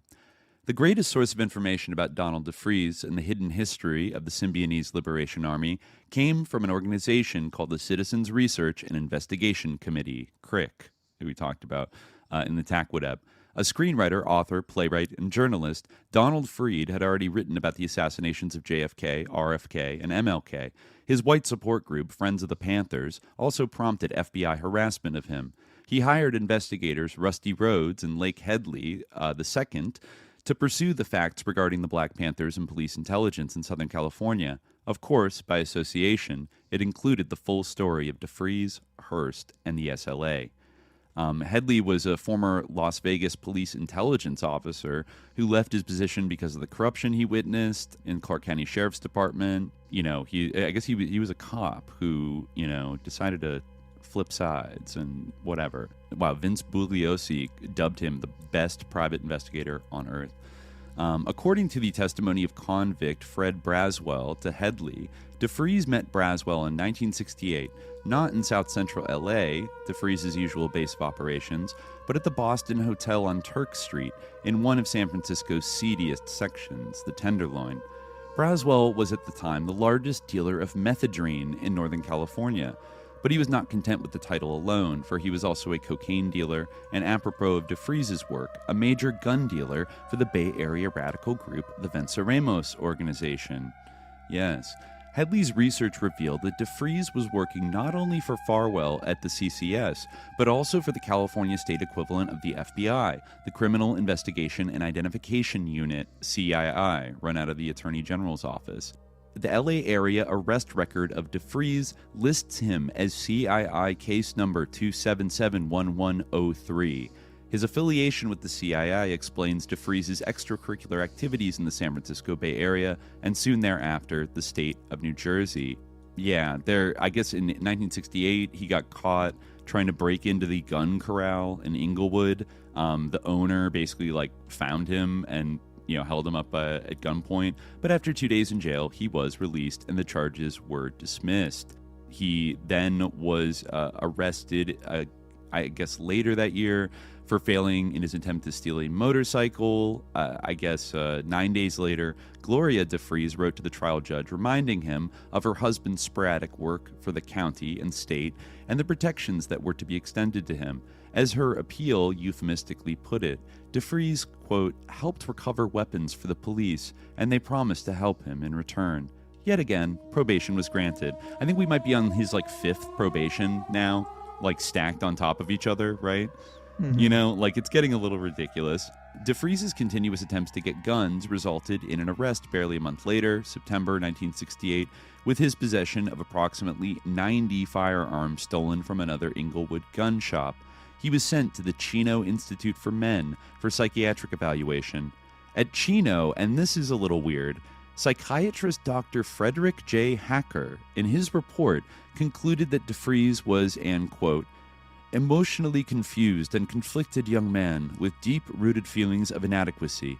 His disorganization and impaired social adjustment seem to suggest a schizophrenic potential. He seems to be a passive-aggressive individual. He appears to have a fascination with regard to firearms and explosives. It is felt he is in need of a structured 24-hour program of treatment. His fascination with firearms and explosives makes him dangerous. Dr. Hacker recommended imprisonment for DeFreeze. And it says double irony, but it's really a triple. In a double irony, Hacker would be present just prior to the shootout and fire that involved the SLA in South Central Los Angeles in 1974. Also very sus. Dr. Frederick Hacker was an Austrian-born, I think he might have been Jewish because he fled the Anschluss in 1938 as a young man. But, an Austrian-trained, a Vienna psychiatrist that moved to the U.S. after the war and then became a consultant to the California prison system. And then during the Patty Hearst kidnapping would become a personal psychiatric advisor to the Hearst family.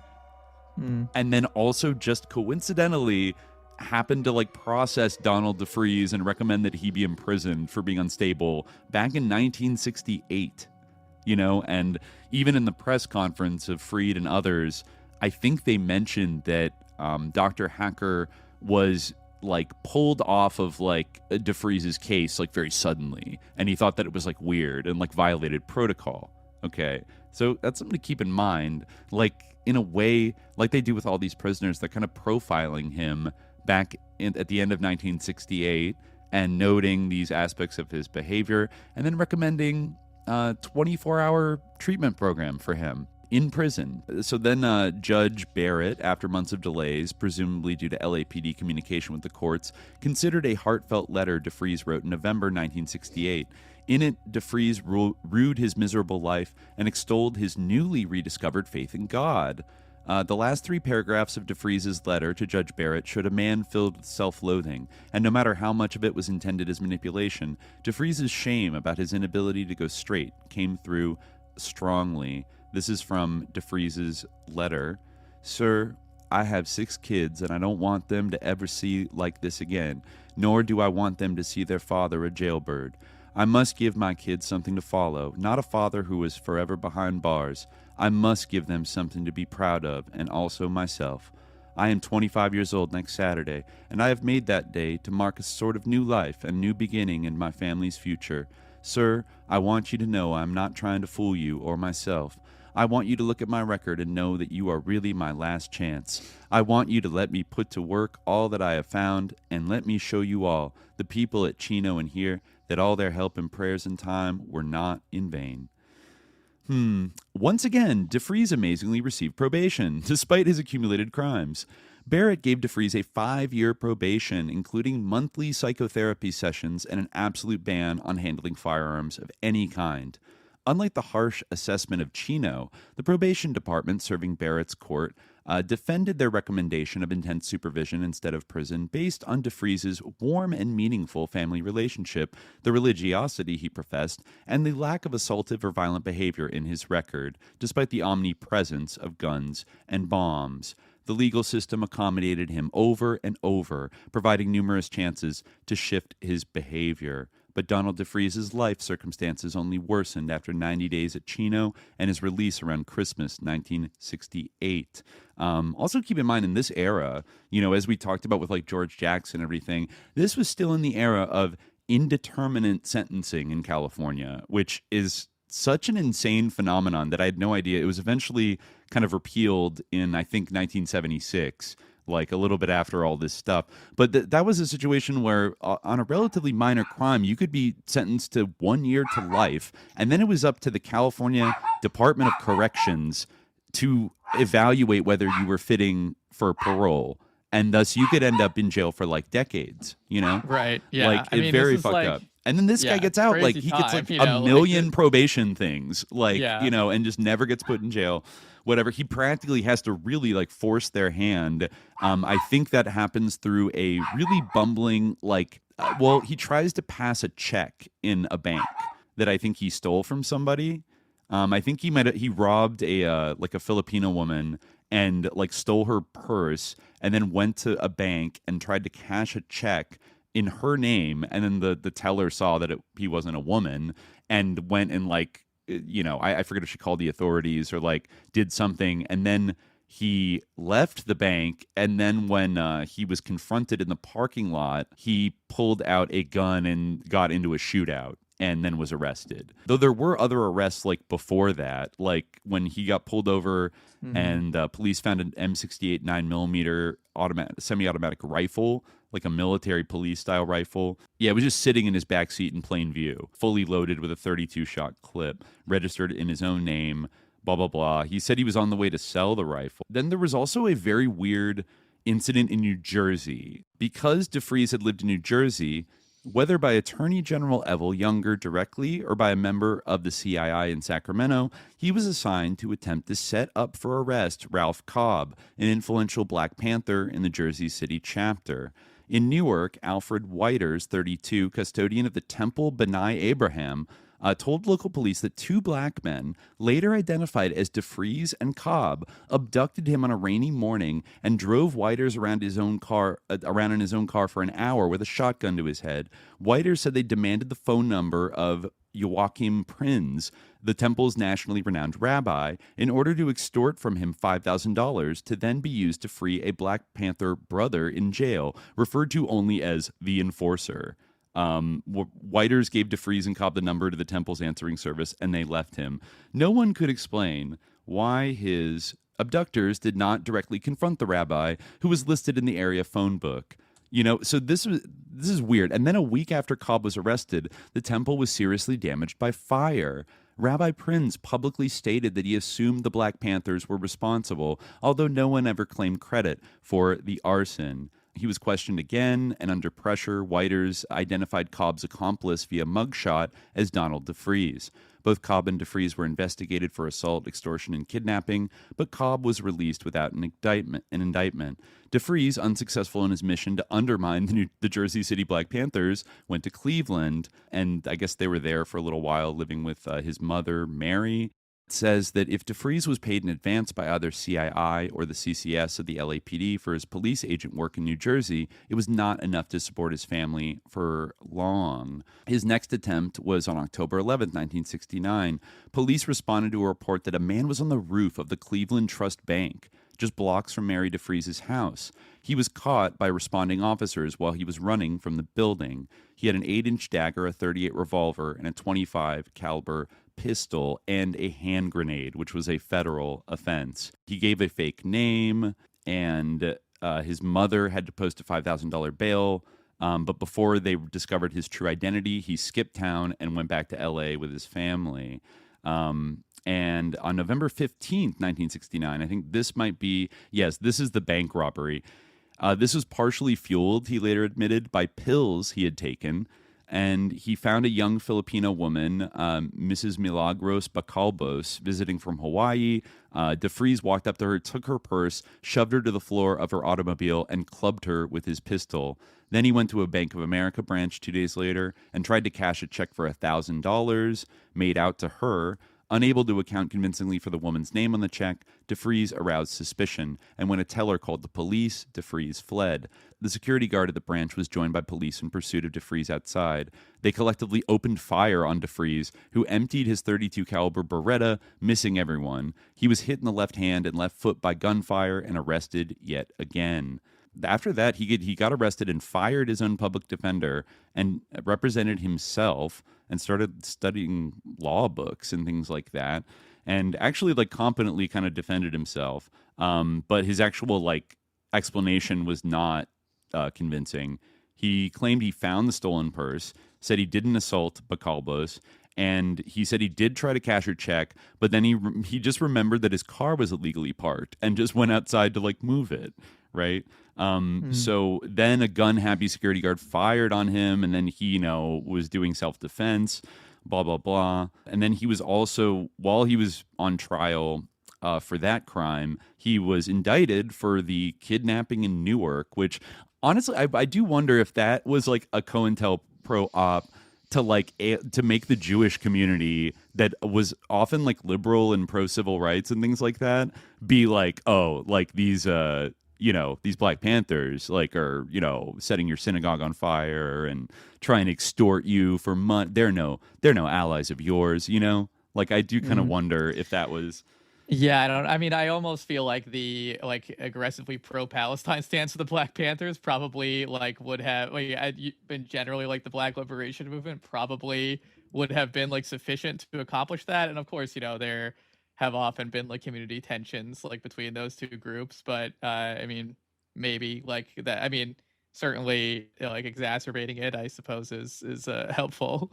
So constantly getting bomb threat. I guess there continue to be threatening anonymous phone calls to the Temple B'nai Abraham, for a while after, as this case was grinding through the system, and people saying we're going to blow up your temple next week, and then nothing ever happened. Was there anything significant about that rabbi other than that he was targeted? I hadn't been able to look him up. I guess he's a nationally prominent rabbi, so I don't know kind of what his political juice was, or maybe how hardcore Zionist, or if he was more of a civil rights kind of rabbi. Newark was a hub of Black nationalism in a way, the Kawaida Towers and all that stuff, and Amir Baraka was very much based in Newark at one time, so that was all sort of part of the complex around Ron Karenga, so that would be one connection to at least Newark, but Joachim Prinz.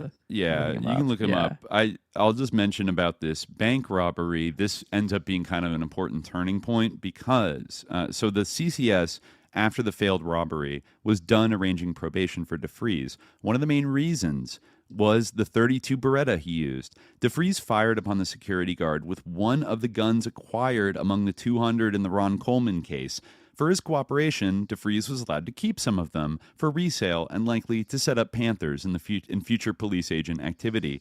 But now with a gun potentially traceable to the LAPD, recovered after a bust, DeFreeze was jeopardizing the department. So he really kind of fucked up on this one, and he had a gun that was traceable back to the CCS. So it's not really great, but... You know what? There might be something to it, to what you said, and because Joachim Prinz was a leader in the civil rights movement, and in fact, he had spoken right before Martin Luther King's I Have a Dream speech during the 1963 March on Washington. Right. He was obviously a big Zionist, but sure, as you would expect. But I could even see some of those very liberal pro civil rights like Jewish, kind of people like that were a big part of like SNCC and, a lot of the civil rights movements in the South. They might not have loved the Black Panthers like stance with like Palestine or whatever, but still kind of felt like, well, they're like, like they're still kind of a part of the broader civil rights movement. Yeah, or have like been it wasn't focused on, definitely there's a way that people to this day try to compartmentalize like generally like progressive or whatever politics from their stance on Israel. So progressive except for Palestine. This guy was, exactly. So certainly this guy was like incredibly, dedicated to the civil rights movement and would have continued to be so.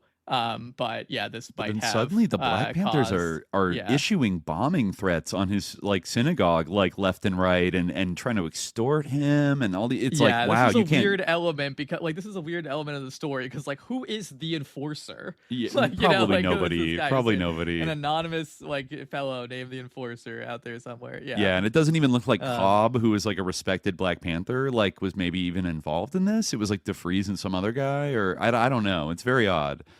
It's very odd. But yeah, so he does get in trouble. Going on here, this is interesting. It wasn't a case of the LAPD no longer needing DeFreeze's services. In June 1970, the LA Times noted that Black Panthers announced their intention to make the South Central area a, quote, liberated territory, armed to prevent the presence of any law enforcement. In addition, a $10 million lawsuit on behalf of the LA chapter of the Panthers was filed against LAPD. I think this is after the big shootout siege of the LA Panther headquarters, kind of arranged by Cotton Smith. Mm-hmm. So, yeah, the CCS had grown substantially by this time. At the CCS in Parker Center, the police headquarters, intelligence was received by informants who had worked not only for the LAPD, but for the FBI and the CIA as well. But Donald DeFreeze was no longer one of those informants. So he did get he got cut loose or maybe transferred. Lake Headley actually had a phone conversation with DeFreeze's CCS contact, Sergeant Farwell, who carefully acknowledged DeFreeze's previous association with the LAPD, but gave a different explanation of why they severed their contact. This is from a conversation with Farwell and Headley. Headley says, "Did you ever read the letter to Judge Ritzie? He wrote a 14-page letter from the Joint in Vacaville to Ritzie in 1970 that's really interesting. It goes into all this heavy Christ stuff." Farwell says, "Well, that's why I cut him loose. He was getting into that, and I knew he was unstable as far as psychological things are concerned." Interesting. Yeah, that guy Headley, America's greatest detective, as he called himself, is like the source for like a lot of. In fact, I think he is also the source for the sort of idea that Patty Hearst and Donald DeFreeze had like a previous association before their kidnapping. Right? Like again, I don't know. Yeah, it kind of like goes back to him. He did work with Donald Freed, so yeah, he might be. And he kind of came on later in like during the SLA era. I don't think he was involved with the Crick like during the Tackwood book and all that kind of stuff. So no, I think he did come on later. Yeah. Mm-hmm. Yeah. Okay. This is another extremely like sus little nugget here that I don't know what it is, but it's weird. DeFreeze knew that the LAPD was finished interceding on his behalf. As he sat in the downtown jail awaiting trial, he hit upon a desperate plot to lighten his sentence in the only way he knew how, by being an informant. DeFreeze had overheard a conversation in the next cell between a prisoner and a visitor regarding a planned crime. The plot was the robbery of the Supply Sergeant Surplus store on Hollywood Boulevard. The prisoner next door to DeFreeze was named Charles Manson. What? Okay. DeFreeze called a contact in the Hollywood division, asked for leniency in sentencing, and informed him as to the plans of the Manson family. The police provided a presence around Supply Sergeant, but there was no attempted break-in of the store. DeFreeze was out of options. With the highly controversial indeterminate sentencing of the time, he could receive a few years ranging up to a life sentence. Then more unlucky news involving the Newark case. Let's see. The prosecutor arranged a visit to DeFreeze from New Jersey to ask him pointed questions. They came closer than any legal official or law enforcement officer to discovering the Faustian bargain DeFreeze had made with the LAPD. Francis, the prosecutor, was highly skeptical about the case and its ultimate motivation. Cobb was a respected leader at the Jersey City chapter of the Panthers. In addition, the idea of kidnapping Rabbi Prinz to get ransom for a Panther whose name was never mentioned also sounded highly suspicious. It occurred to me, Francis told New York Magazine, that the FBI had engineered the whole thing. Wow. Yeah. But I guess when they interviewed DeFreeze in jail, they didn't know he was an LAPD informant. They just like sussed out that this was like weird. This is a weird case. And it was probably engineered by the FBI. Yeah. Yeah. So, and DeFreeze was extremely nervous and hostile when they like kind of interviewed him. Friedman, one of the other New Jersey guys, recalled DeFreeze as angry, suspicious, and unwilling to say much about the case. He was just a cheap young hood. Paranoid. He thought we were somehow trying to set him up. Wow. Yeah, he admitted to being asked by others if he was a member of the Black Panthers or Black Muslims and swore he was only a member of a church.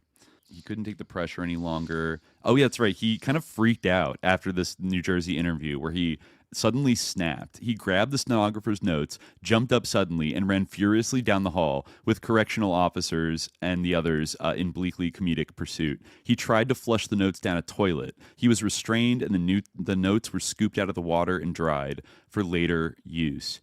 Quote, "In all my dealings," Francis later assessed, "I get some impression of which individuals have the capacity to lead. This fellow didn't have any of that." Wow. So, yeah, They go back to New Jersey, not really sure. Cobb was acquitted in 1970. Basically, that case kind of like collapsed. DeFreeze continued to legally represent himself during this period. He was well-mannered and professional in the courtroom. Oh, yeah, he also, this is another thing that will come up. He wrote like a letter to Attorney General Evel Younger and asked him to testify as to DeFreeze's, quote, cooperation for the state of California. But of course, it was a hopeless measure, and he didn't, But the investigators would point to that later when he became famous and say, if he wasn't an informant, why was he writing Evel Younger like a direct letter, because Evel Younger was DA of LA, right, when he was an informant. So, like, why? That's a little random. Okay, and then this is where we go into, DeFreeze. Or was he state attorney at that time, or that was before? He was the district attorney of LA County, and then he became the attorney general of California. Yeah, the top, sort of, law enforcement officer of California. So then DeFreeze, trying to offset the emotional meltdown he exhibited during his summary, told Judge William Ritzie, quote, "The court, my wife, the doctors for the last 15 years have spent the doggone time telling me I have a problem. I'm sick. I'm this or that, but they never tell me why, what it is, what's wrong with me." The jury found him guilty on all charges. Ritzie, appointed by Ronald Reagan in 1969, had spent 23 years as a prosecutor in the LA DA's office. DeFreeze, a.k.a. his nickname the Jinx, had drawn one of the least lenient judges possible. He was found guilty of 2 counts of assault to murder and possession of a fraudulent completed check. Ritzie, at the sentencing, recommended psychiatric treatment for DeFreeze. "As I have stated," Ritzie summarized, "I do not now declare a present doubt as to his sanity, but I do feel he needs help, and needs a lot of it." So Donald DeFreeze, on December 3rd, 1970, prior to his incarceration in a penitentiary, was sent to the California medical facility Vacaville for psychiatric evaluation. His sentence was 5 years to life in prison. With California's indeterminate sentencing, instead of a judge, the adult authority, that's capitalized, in the penal system, would determine if DeFreeze would ever see the world outside of a prison again. And oh boy, Vacaville. The California Medical Facility Vacaville. What an anodyne title, right, Khalid? Mm-hmm. But then we get to chapter 3. Behavior modification, aka mind control, and that's where we start to really cook. Let me just refill my coffee real quick before we jump into that. But that's where the rubber starts to hit the road, and we start to answer the question of how was the SLA created and who created it. Mae Brussell laid the foundation for a lot of contemporary power politics. It is very true. It's very true. A lot originates with Mae Brussell. An incredible amount, really. Yes, it'll probably come up, but I think what we were talking about before with respect to the sort of idea that Patty Hearst and Donald DeFreeze had known each other previously, I'm not sure if that will come up until the chapter after this one. or in Revolution's End, if we keep going through that structure. But I think that comes from Lake Headley by way of Rusty Roads, or Rusty Roads by way of Lake Headley, which is a very amusing name. And I think that it's also secondhand or third-hand, even in that case, because it's based on his interviews with inmates at this prison, I believe. So it has to be qualified. What's that? What needs to be qualified? I was just talking about the Rusty Roads interviews with inmates, but that's kind of down the line from where we are now. Oh, right. Yeah, a lot of information would come from prison inmates. Mae Brussel also had contacts with people on the inside. There's a whole lot there. I mean, on the one hand, they're in a difficult situation, and you always have to have like a kind of a grain of salt, but also the level of kind of intrigue and fuckery going on in the California prisons during this period, especially with like the prison movement. This is the aftermath of, the kind of Soledad brothers, George Jackson and everything. But yeah, let's get into the prison shit, because, we've talked about Vacaville, the sleepy cow town that always sends a chill down my spine. Yeah. Just north of the Bay I was saying Area. there's a lot of sus stuff about Vacaville prison, like even outside of this particular story, but, we're going to try to stay focused on this. Yeah. This might be kind of the most notorious, like, episode of Vacaville, like, in this period. It's kind of just like, it starts to make your head spin. Charles Manson was in Vacaville, at least for a little while, right? The way it's described in a lot of sources is normally this was sort of like a way station for prisoners for quote-unquote psychological evaluation or adjustment. And then they'd usually be there for a period of 60 or 90 days and then transferred onward to like a standard prison. Yeah, Manson was transferred out of it, but I think he was there for some time. Yeah. Let's also not forget, it might have been in our Dave McGowan, like, kind of Laurel Canyon episode where we read from, maybe it was in Operation Mind Control, but there was the story of Timothy Leary being sent to Vacaville in the 70s and, like, saying just the most outrageous shit about, like, who knows with him. He's always, but, like, he was in jail in California at various points, and he claimed to, like, they're gonna give me a lobotomy and it's awesome or something like that. Like, he was saying really weird shit. But anyways, let's just get into this here. Behavior modification, aka mind control. So Schreiber writes, DeFreeze was remanded to the custody of the California Medical Facility at Vacaville, 41 miles from the radicalism of Berkeley, during a horrifying confluence of events in America. Because of his collusion with the LAPD and the CII unit, authorities inside the California Department of Corrections, the CDC, yeah, don't get confused, they were called the CDC at this point, deemed DeFreeze a potential prison informant. And it was DeFreeze's sad destiny to be incarcerated at a time when President Richard Nixon's CIA and FBI, alongside Governor Reagan and CDC Director Raymond Purcunier, were willing to take extreme, even illegal measures to counter what they judged as threats to law and order. The epicenter of revolutionary activity was the San Francisco Bay Area, right? And to a large degree because of the Black Panther Party. And it went hand in hand with what was termed the Black Prisoner Reform Movement. And Northern California prisons especially, as DeFreeze and other inmates there knew, were a kind of ground zero for the Black prisoner reform movement in the early 70s. We get into George Jackson, Soledad brother. His brother Jonathan was kind of set up by Cotton Smith and kind of Louis Tackwood, in a disastrous, like, hostage-taking raid at the Marin County Courthouse, et cetera, et cetera. But, by the early 70s, like, the Black prisoner movement had a lot of clout in, like, the new left radical circles. Yes, and among white leftists, right? Yeah, right. Yeah, we talked, the revolutionary subject we were talking about had kind of become the Black prisoner, yeah. Right, the vanguard, which is, like, understandable in a lot of ways in the context of the time, but also, like, if kind of, like, adhered to literally... and not taking into account what could be done to people inside of these prisons, it opened up the opportunity for, like, some unstable like political lines to kind of, like, develop and other kind of stuff.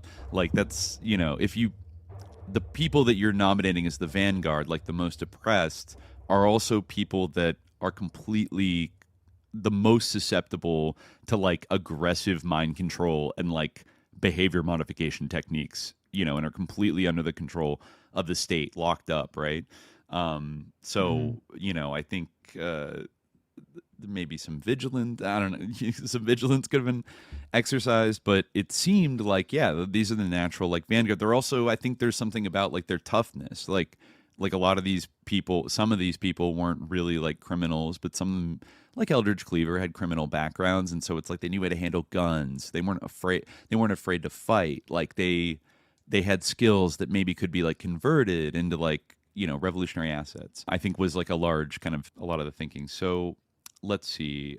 Going down here, the Black Panthers called for, all black prisoners were referred to as political prisoners, etc. Actually, no, hold on. A little before that. The radicalization of inmates in California exploded into numerous factions and politically motivated violence against each other, at times encouraged by correctional officers. Between 1970 and 76, more than 200 inmates were killed and 400 more injured due to stabbings inside of California prisons. So Raymond Pecunier, whose strong-arm tactics were generally the first response during the most confrontational period in the history of California prisons, bluntly admitted in 1973, "We've lost control. We've become so used to it, we hardly even pay attention to a fatal stabbing anymore." Or it was under their control. And the wardens were the overall power, but direct control over prisoners was administered by correctional officers and the heads of prison units. Donald DeFreeze was imprisoned at Vacaville during a dark era when it was not unusual for guards to funnel street drugs to certain inmate dealers, taking 70% of the profits to augment their CDC salaries.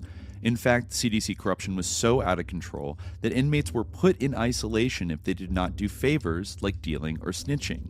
There were even occasions, documented by Headley and Rhodes, when guards offered to compensate prisoners willing to kill other prisoners deemed troublesome or uncooperative.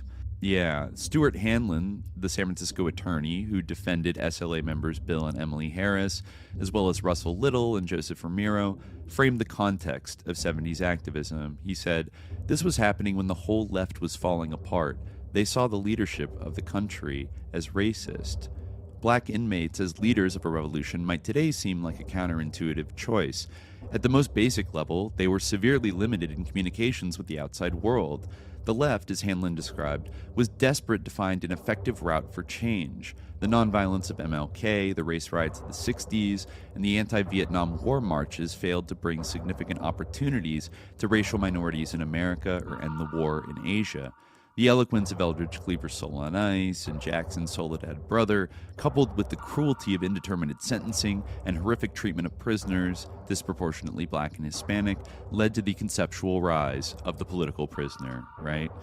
And prompted efforts by Reagan and Nixon to crush that movement's proponents. So it cites here, as revealed in the 1975 Rockefeller Report, prompted by Seymour Hersh's New York Times investigation into CIA domestic spying, revealed Operation Chaos, which ran, as we talked about in the Ramparts episode, from 1967 to 1972, tightly compartmentalized, unnoticed by any congressional review of the agency.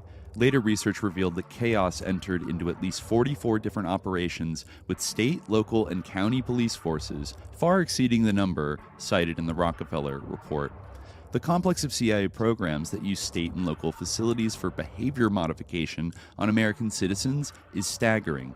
Best known is MKUltra, of course, which was allegedly, actually not till 1973 would it be stopped and Richard Helms would destroy all the evidence, but Vacaville already had CIA funding for psychological research before DeFreeze arrived in 1970.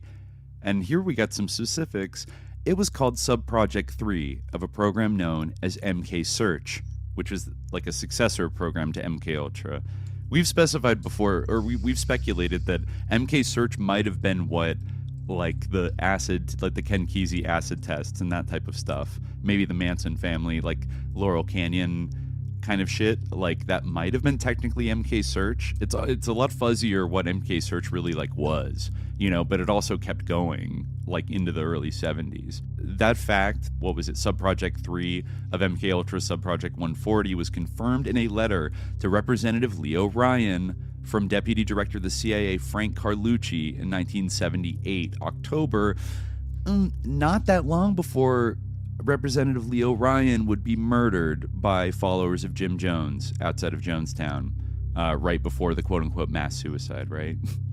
Right. An event that I think is has so many interesting links to this. You know, he talks about how, you know, Leo Ryan was kind of a real one. He was the CIA's biggest enemy in Congress, right? Very critical of like prison abuses, things like that. I don't know if this is when he was looking in, like while the SLA thing was going on, or in 1970, because he like went undercover as like a prisoner. He got arrested so he could see what the California prisons were like, and then, you know, like reported on it and were like, oh, this is bad. He learned about the treatment of Donald DeFreeze, as well as a convict named Clifford Jefferson, who was incarcerated with DeFreeze.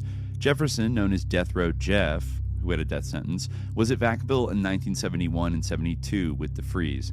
Syndicated columnist Jack Anderson reported that Jefferson's affidavit for Patty Hearst's initial lawyer, Terrence Hallinan, future San Francisco DA, specified drug experimentation on both DeFreeze and himself. Quote from Jefferson, "In the early part of 1971, DeFreeze stated to me that the CIA was conducting tests to try out certain drugs on inmates. These tests were on the third floor of the facility in B3. I went there and met 2 CIA men who were giving these tests. They gave me drugs, including mescaline, Quaalude, and Artane. These drugs made me terribly frightened. Then other drugs were given to calm me down." DeFreeze stated that he had gone through the same tests and also knew of stress tests that were given to prisoners, in which they were kept in solitary, harassed, and annoyed until they would do anything that was asked of them to get out. Then they were given these drugs and would become like robots. That's a direct quote from Death Row Jeff.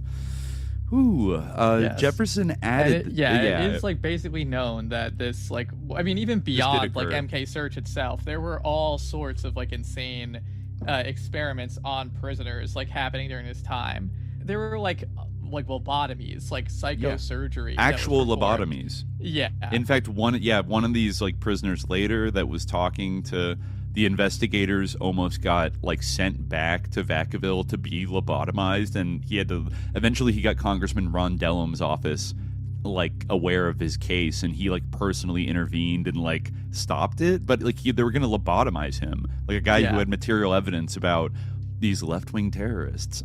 Interesting. And police involvement. Jefferson added to this that DeFreeze gave him a preview of his intent to kidnap and murder, although targets were not named. Okay, that's kind of important. He was talking about this stuff like 1971, 1972. Quote from Death Row Jeff. He, DeFreeze, said that when he got out, he would get a revolutionary group to kidnap some rich person. They would hold that person tied up in a dark place, keep him frightened and in fear for his life, then give him some mescaline and other drugs, and the person would become a robot and do anything he was asked to do, including killing others. Okay, yikes. Frank Carlucci, later of the Reagan administration, his letter to Leo Ryan acknowledged voluntary testing on prisoners at Vacaville with a drug called magnesium pemeline and claimed it had concluded in 1968. The letter, however, did not address other drugs or techniques that had been or were still used at the facility. Yet Carlucci's carefully worded reply to Ryan merely stated that neither DeFreeze nor Jefferson had been involved in the pemeline experiments. Quote, "Insofar as our reports reflect the names of the participants, there is nothing to indicate that either was in any way involved in the project." But, Schreiber says, while we can't know exactly all the drugs DeFreeze was subjected to, there's no doubt he underwent coercive treatments. DeFreeze was injected with Prolixin himself, according to research by Rusty Rhodes and attorney William Nestle. No less of an authority than Vacaville Superintendent T. Lawrence Clannon went on record with Jack Anderson saying DeFreeze volunteered for, quote, medical research in July 1970. In the context of Vacaville Medical Facility, quote, volunteering meant the inmate signed paperwork agreeing to treatment rather than being punished. But DeFreeze, while mentally troubled, was not the kind of prisoner to organize, to protest his treatment, or to cause concern on the part of the administration. His jail letters to Judge Ritzy, which continued for about 18 months, did not condemn or even mention his treatment inside the prison walls. Instead, DeFreeze used self-pity about his personal life and an emphasis on his religious beliefs to try and convince Ritzy to shorten his 5-to-life sentence. How, then, did DeFreeze become a prisoner who allegedly planned to break out of the institution, kidnap someone, and use the self-same behavior modification techniques on the victim that Vacaville had used on him? And if he was induced to commit violence, as Patty Hearst was when she helped rob banks and fired at others, it prompts the question of how responsible he was for his actions. The history of using prisoners in behavior modification experiments is long and harsh. Yeah, that, the Atascadero State Hospital, which was rumored to inspire the song Hotel California, the Hospital for the Criminally Insane, had terrifying government-sponsored projects ranging from aversion therapy to psychosurgery.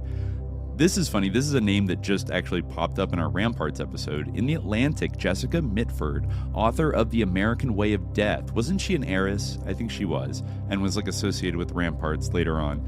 An expose of the funeral industry also noted that there was another beneficiary of the drug experimentation at Vacaville. She wrote, "Over the past 10 years, a brisk traffic in human subjects for drug company experimentation has grown up in the California Medical Facility at Vacaville. Vacaville has a population of some 1,500, of whom 300 to more than 1,000 may be in the volunteer medical research program at any time. The giant pharmaceutical firms give their money to the UC medical schools and physicians who conduct experiments at Vacaville." So the CIA, that's so you get drug companies just doing tests on people, all kinds of shit. So, I guess it has been confirmed the CIA in the late 60s and early 70s funded prisoner experiments at Vacaville during a time when Governor Reagan and his cabinet were cracking down on student protesters, prisoners, and the mentally ill. And in fact, it was Reagan who started shutting down the state mental hospitals, right? Which many Californians still hate him for today. This is the start of kind of the homeless problem in California, but he wanted to be conservative. So here's a couple big sus lords, okay? Again, that never get brought up anywhere near this case. Dr. Earl Bryan, Reagan's Secretary of Health, felt that behavior modification, or mind control, was important in the prevention of crime. The law and order doctrine of Reagan and Bryan was concentrated on the volatility of the Black Panthers and leftist political activism, around UC Berkeley and the Bay Area. Later in the 70s, Dr. Bryan and Reagan's counterintelligence advisor, William Herman, sus lord, worked together at the Center for the Study and Reduction of Violence, a project that intended to explore social control of those prone toward violence, even children. It failed when increased media scrutiny revealed the California Department of Corrections, rather than the medical establishment, would have control. That group also, the Center for the Study and Reduction of Violence, I believe also included Dr. Louis Jolyon West. He was a big mover in that, big CIA doctor, had an office at the Free Clinic in Haight-Ashbury, interviewed all these different assassins and kind of MK people. Jack Ruby went insane after being visited by him in jail, killed an elephant with LSD. The story goes on. But yeah, that center. So eventually both Bryan and Herman worked with Reagan when he became president. And this is another weird hit of connections here, like an octopus connection. In a highly complex and internecine case, Dr. Bryan was accused by former Attorney General Elliot Richardson of stealing software from a company called Inslaw, the Promise software. Bryan was also an alleged accomplice in the Reagan attempt to undercut President Jimmy Carter's negotiations to free Americans kidnapped by Iran. Bryan was never indicted on either charge. Herman, who was later affiliated with the CIA and FBI, also participated in the Iran Arms for Hostages deal, the October Surprise, on behalf of Reagan. Herman was a counterintelligence expert for System Development Corporation, which designed, integrated, and tested complex computer systems for military applications. Herman also worked with the Stanford Research Institute, SRI, the Rand Corporation, and the Hoover Center on Violence. Yikes. Harriman's background fitted well with Reagan's animosity towards social protest. It was during the early part of DeFreeze's incarceration in 1970 that Reagan infamously said, if it takes a bloodbath, let's get it over with. No more appeasement, about protesters. Harriman himself told the LA Times that a good computer intelligence system, quote, would separate out the activist bent on destroying the system and then develop a master plan to win the hearts and minds of the people. It was called the internet. That's what it was. Well, I was going to say, we had to, bear in mind, this is at the time when, Jose Delgado, remember him from some of our earlier episodes, right? Who was doing these kind of behavior control experiments, right? With electrodes in the brain. Yeah, his, direct electrical stimulation to the brain to, control people and animals, right? Yeah. That he was at that time a Yale scientist who was esteemed. People this is not so it sounds like perhaps because of how we've been conditioned to regard this type of innuendo as there were mind control experiments being done. It's there 100% were. And in fact, they wanted to do more, and it was all public. Well, and I wouldn't say it's all public, but some of it was they would always spin it in a certain way to be well, obviously it's you have full consent and they agree to be experimented on and blah blah blah, but a lot of this stuff was just forcibly exposed. Well, of course, there might have been a secret dimension to it, right? And that's kind of what we're talking about. But the fact of experimenting upon prisoners, was not really secret. I mean, this is from 1972. This is an article that called "A Clockwork Orange in a California Prison," and this is kind of about the ethical debate over psychosurgical experiments on prisoners. Right. The California Department of Corrections has made a proposal to seek funding for experimentation involving a complex neurosurgical evaluation and treatment program for the violent inmate. Surgical and diagnostic procedures would be performed to locate centers in the brain that may have been previously damaged and that could serve as the focus for episodes of violent behavior. If these areas were located and it was verified that they were the source of aggressive behavior, neurosurgery would be performed. Last November, Edward Opton Jr., senior research psychologist at the Wright Institute in Berkeley, California, was asked to sit in on a discussion of the proposal. He learned the request was for $300,000 from the U.S. Department of Justice's Law Enforcement Assistance Administration and for $189,000 from the state of California. He objected when he found that the proposal called for experimentation on prisoners, including a mention of chemical castration of aggressive persons. It was later discovered that in February 1968, 3 Vacaville prisoners actually did undergo brain surgery to have violent seizures controlled. The results were mixed. The proposal to continue this work has been shelved for the time being, says Opton, probably because of the publicity stink that followed the hearings. The revelation of the California proposal on the Vacaville brain surgery may have been shocking, but according to Washington, D.C. psychiatrist Peter R. Bregan, we are actually in the midst of a resurgence of the old lobotomy technique. Oh my God. That's crazy. And that's we're talking about lobotomy. Yeah, scrambling a part of somebody's brain so that compared it's no longer... to that, drugs were not controversial, really. No, and you're right. That there was a very widespread this is not that far from the era where people lobotomies were an accepted medical practice. One of JFK's sisters was lobotomized. For behavioral issues. But then, there's one other thing about Harriman. That is very important, and it takes us to our big elephant in the room, one of the most important people in this story. Schreiber writes that the Napa Sentinel series, Mind Control, as well as journalism by other researchers, confirmed that Harriman worked in a psychological operations unit in both Vietnam and Cambodia. Folks, did he know Michael Aquino? Well, there did they are work together? Phoenix program connections all throughout this whole here we thing, go. Here we go. Clearly, Harriman crossed paths with the man who was instrumental in the creation of the Symbionese Liberation Army, Dr. Colston Westbrook. Now, strap yourself in. Dr. Colston Westbrook is quite a character, and he's so central to this. So this is his description. Colston Richard Westbrook became Donald DeFreeze's early Vacaville confidant, sponsor, and supporter. Eventually, he would be DeFreeze's mortal enemy and receive a public death threat from DeFreeze and the Symbionese Liberation Army on the last tape that Donald DeFreeze would ever record as Sin Q before his death, right? Yeah, let me see. Maybe, should we let Donald DeFreeze actually, because I have it here on the video, of his description of the resume of Dr. Colston Westbrook. Let me just see if I can do it right here. The following are enemies of the people. They are agents of the enemy and have been found guilty of working and informing to the enemy against the people, and therefore death warrants have been issued by this court against them, and they should be shot on sight by any of the people's forces when found. Colston Westbrook, male, black, age 35, brown eyes, brown hair, height 5'8", 210 pounds in weight. Berkeley language instructor, resident of Oakland, is a government agent.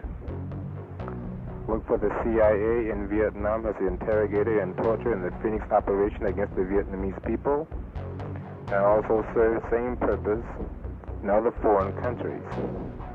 Now working for military intelligence while giving cross assistance to the FBI. These subjects are to be shot on sight whenever found at any time. Yeah, he goes on to say these subjects are to be shot on sight. He puts a hit on Colston, but you can hear there, like, that's actually a pretty accurate resume of Colston Westbrook. He was literally a CIA contractor for the Phoenix program in the late 1960s in Vietnam for the CIA, and worked for a kind of notorious CIA front company, Pacific Architects and Engineers in San Francisco. But yeah, going on here, he would become DeFreeze's mortal enemy and receive a public death threat from the SLA announced to the world via the last communique he would ever do. Westbrook was an acerbic character who could only have existed in that time and place. He was black, pot-bellied, and wore dashikis and other African garb. And while he spoke 7 languages, including Swahili, he preferred to use black street language, especially what we now call the N-word, whenever possible. Yeah, he loved swearing and talking that street jive all the time in the media. Westbrook was from Chambersburg, Pennsylvania. His dad was an army sergeant who died in Germany during World War II. He eventually joined the military, served at Travis Air Force Base in Northern California, near Vacaville.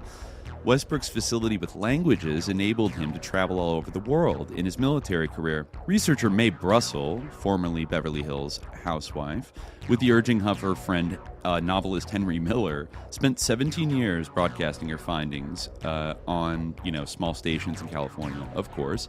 She helped disseminate Westbrook's clandestine work, along with Donald Freed and Crick, while the SLA Patty Hearst case was unfolding.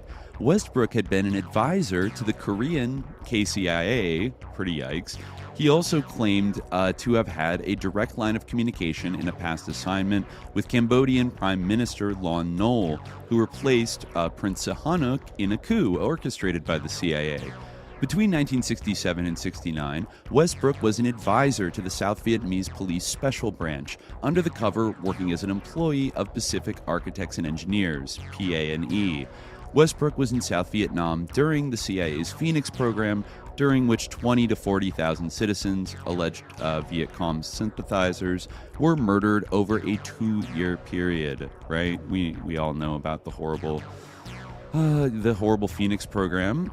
Professor Peter Dale Scott, another guy who comes out pretty well in this, wrote in the essay The Assassinations of the 60s as Deep Events that Westbrook, after the destruction of the SLA, applied for a teaching... This is actually based. He applied for a teaching job at Scott's English department at UC Berkeley.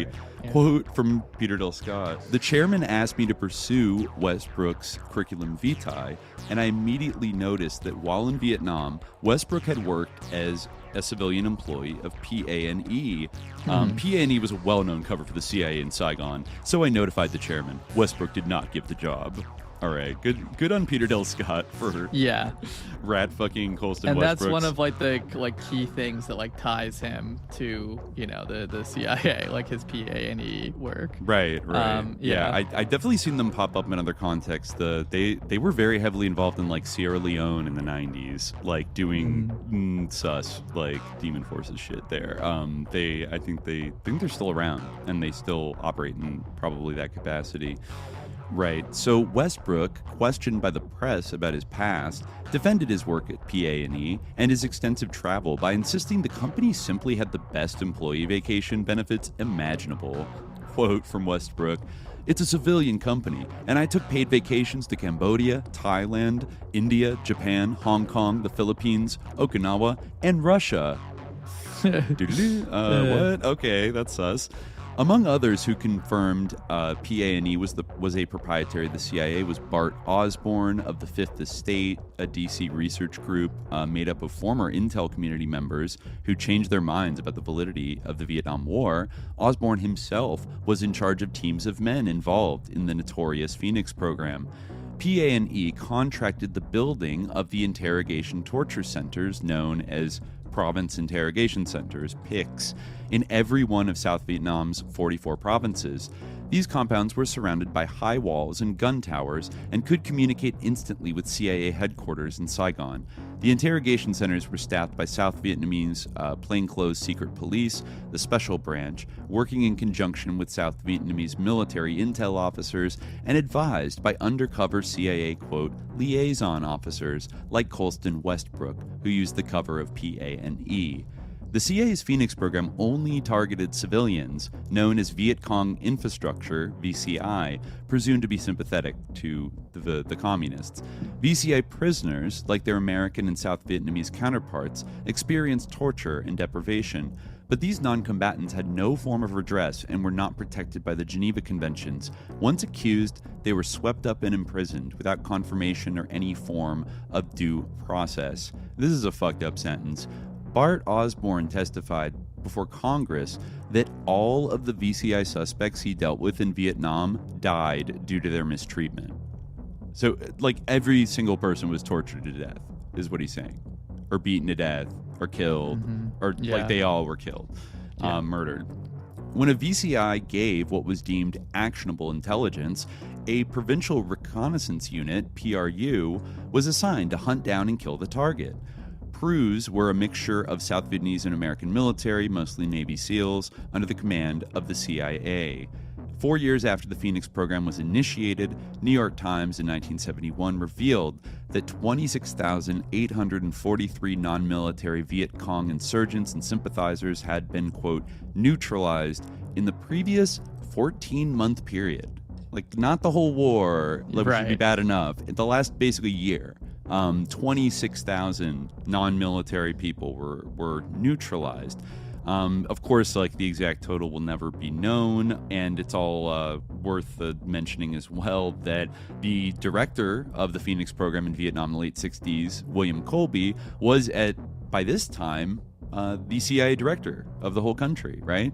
Appointed by Nixon. Mm-hmm. So very cool there. We get a shout out. I guess Doug Valentine, in his book, The Phoenix Program, did a little bit of digging, and he found that Colston Westbrook might have been employed in one of two ways under cover of PA&E during Phoenix. He could have had an office job running networks of agents in pursuit of targeted VCI. However, similar to the Iraq War, Vietnam had military contractors, and thus Westbrook, quote, may not have been a fully integrated and backstopped CIA officer. The CIA hired lots of big city detectives and sheriffs as contractors to run the PICs and work with Special Branch because of their background. That's disturbing too, as we think about sheriffs, cops, detectives, people involved in domestic law enforcement, taking a little jaunt over to South Vietnam to work as the hands-on people running the Phoenix program and then going back to be cops in their own cities, right? That's bypassing kind of the military thing completely.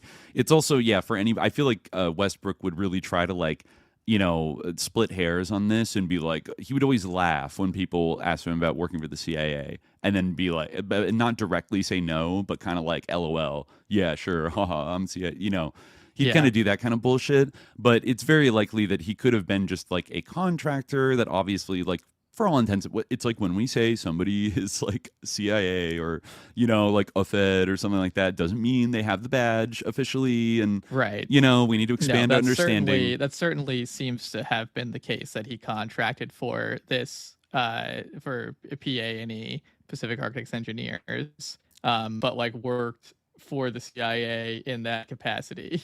I'm comfortable calling him like a CIA contractor for sure. And like definitely it seems that like Pacific Architects Engineers were like deeply involved in like building these like interrogation facilities and like in the sort of like institutional aspects of the Phoenix program. These basically torture and death camps, like torture, interrogation, and death camps. Anyways, going on, it'll get even more messed up here, because what does a man do after working on the good old Phoenix program for a couple years? What kind of job do you take after that, right?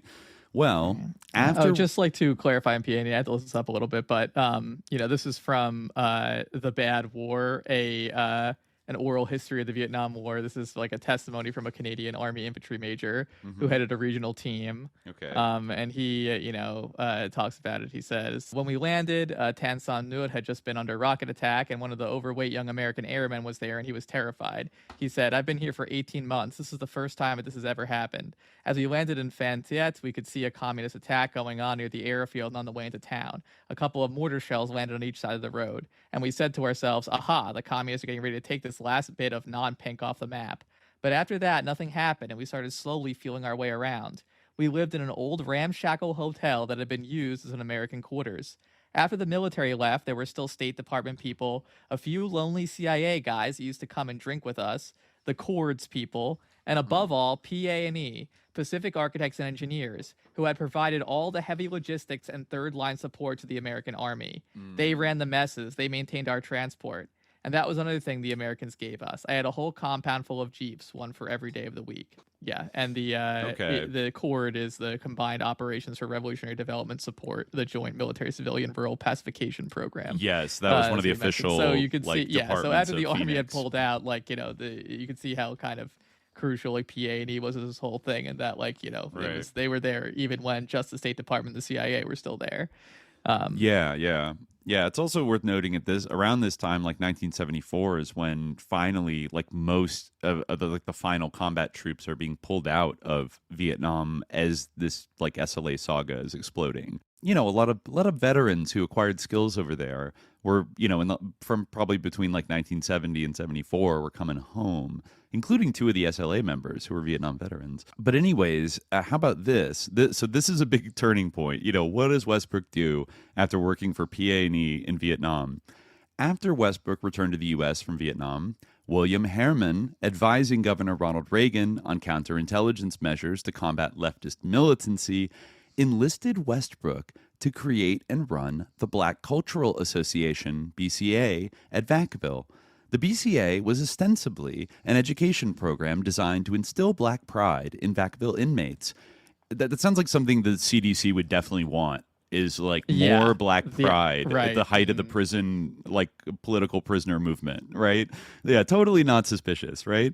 In reality, the BCA became a cover for an experimental project to explore the extent to which unstable or susceptible prisoners could be controlled for the purpose of infiltration of Bay Area radical groups.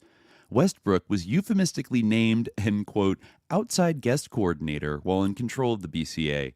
His cover was as a teaching assistant at UC Berkeley's Afro-American Studies Department, specializing in Black linguistics.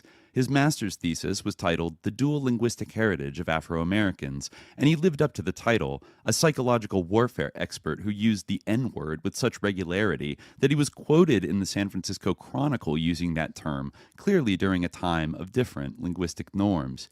His encouragement of Black prisoners to talk about their experiences and identities, coupled with his outsized personality, helped him initially gain the trust of many inmates at Vacaville. Westbrook chose to befriend Donald DeFreeze, the former LAPD informant, in a prison where coercive treatment of prisoners was the norm. As Dr. Colin Ross, we've mentioned him before. I think he's the less sus Dr. Ross that talks about cults, right? Like there's Dr. Rick Ross. I don't remember talking about him, but maybe. I feel like Dr. Colin Ross might have done a little work with like Scientology, like, you know, like in collab with them about how like cyclos are bad or something. But he did do a book called The CIA Doctors. And he said there was a process by which DeFreeze later treated Patty Hearst as kidnap victim. It utilized isolation, psychological threats, physical abuse, and alleged dosing of Hearst with hallucinogenic drugs. All in all, it was a methodology that DeFreeze learned from his experiences at Vacaville.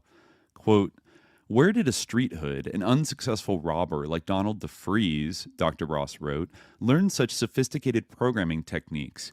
My conclusion is that DeFreeze was a controlled controller, created in part by Phoenix program veteran Colston Westbrook."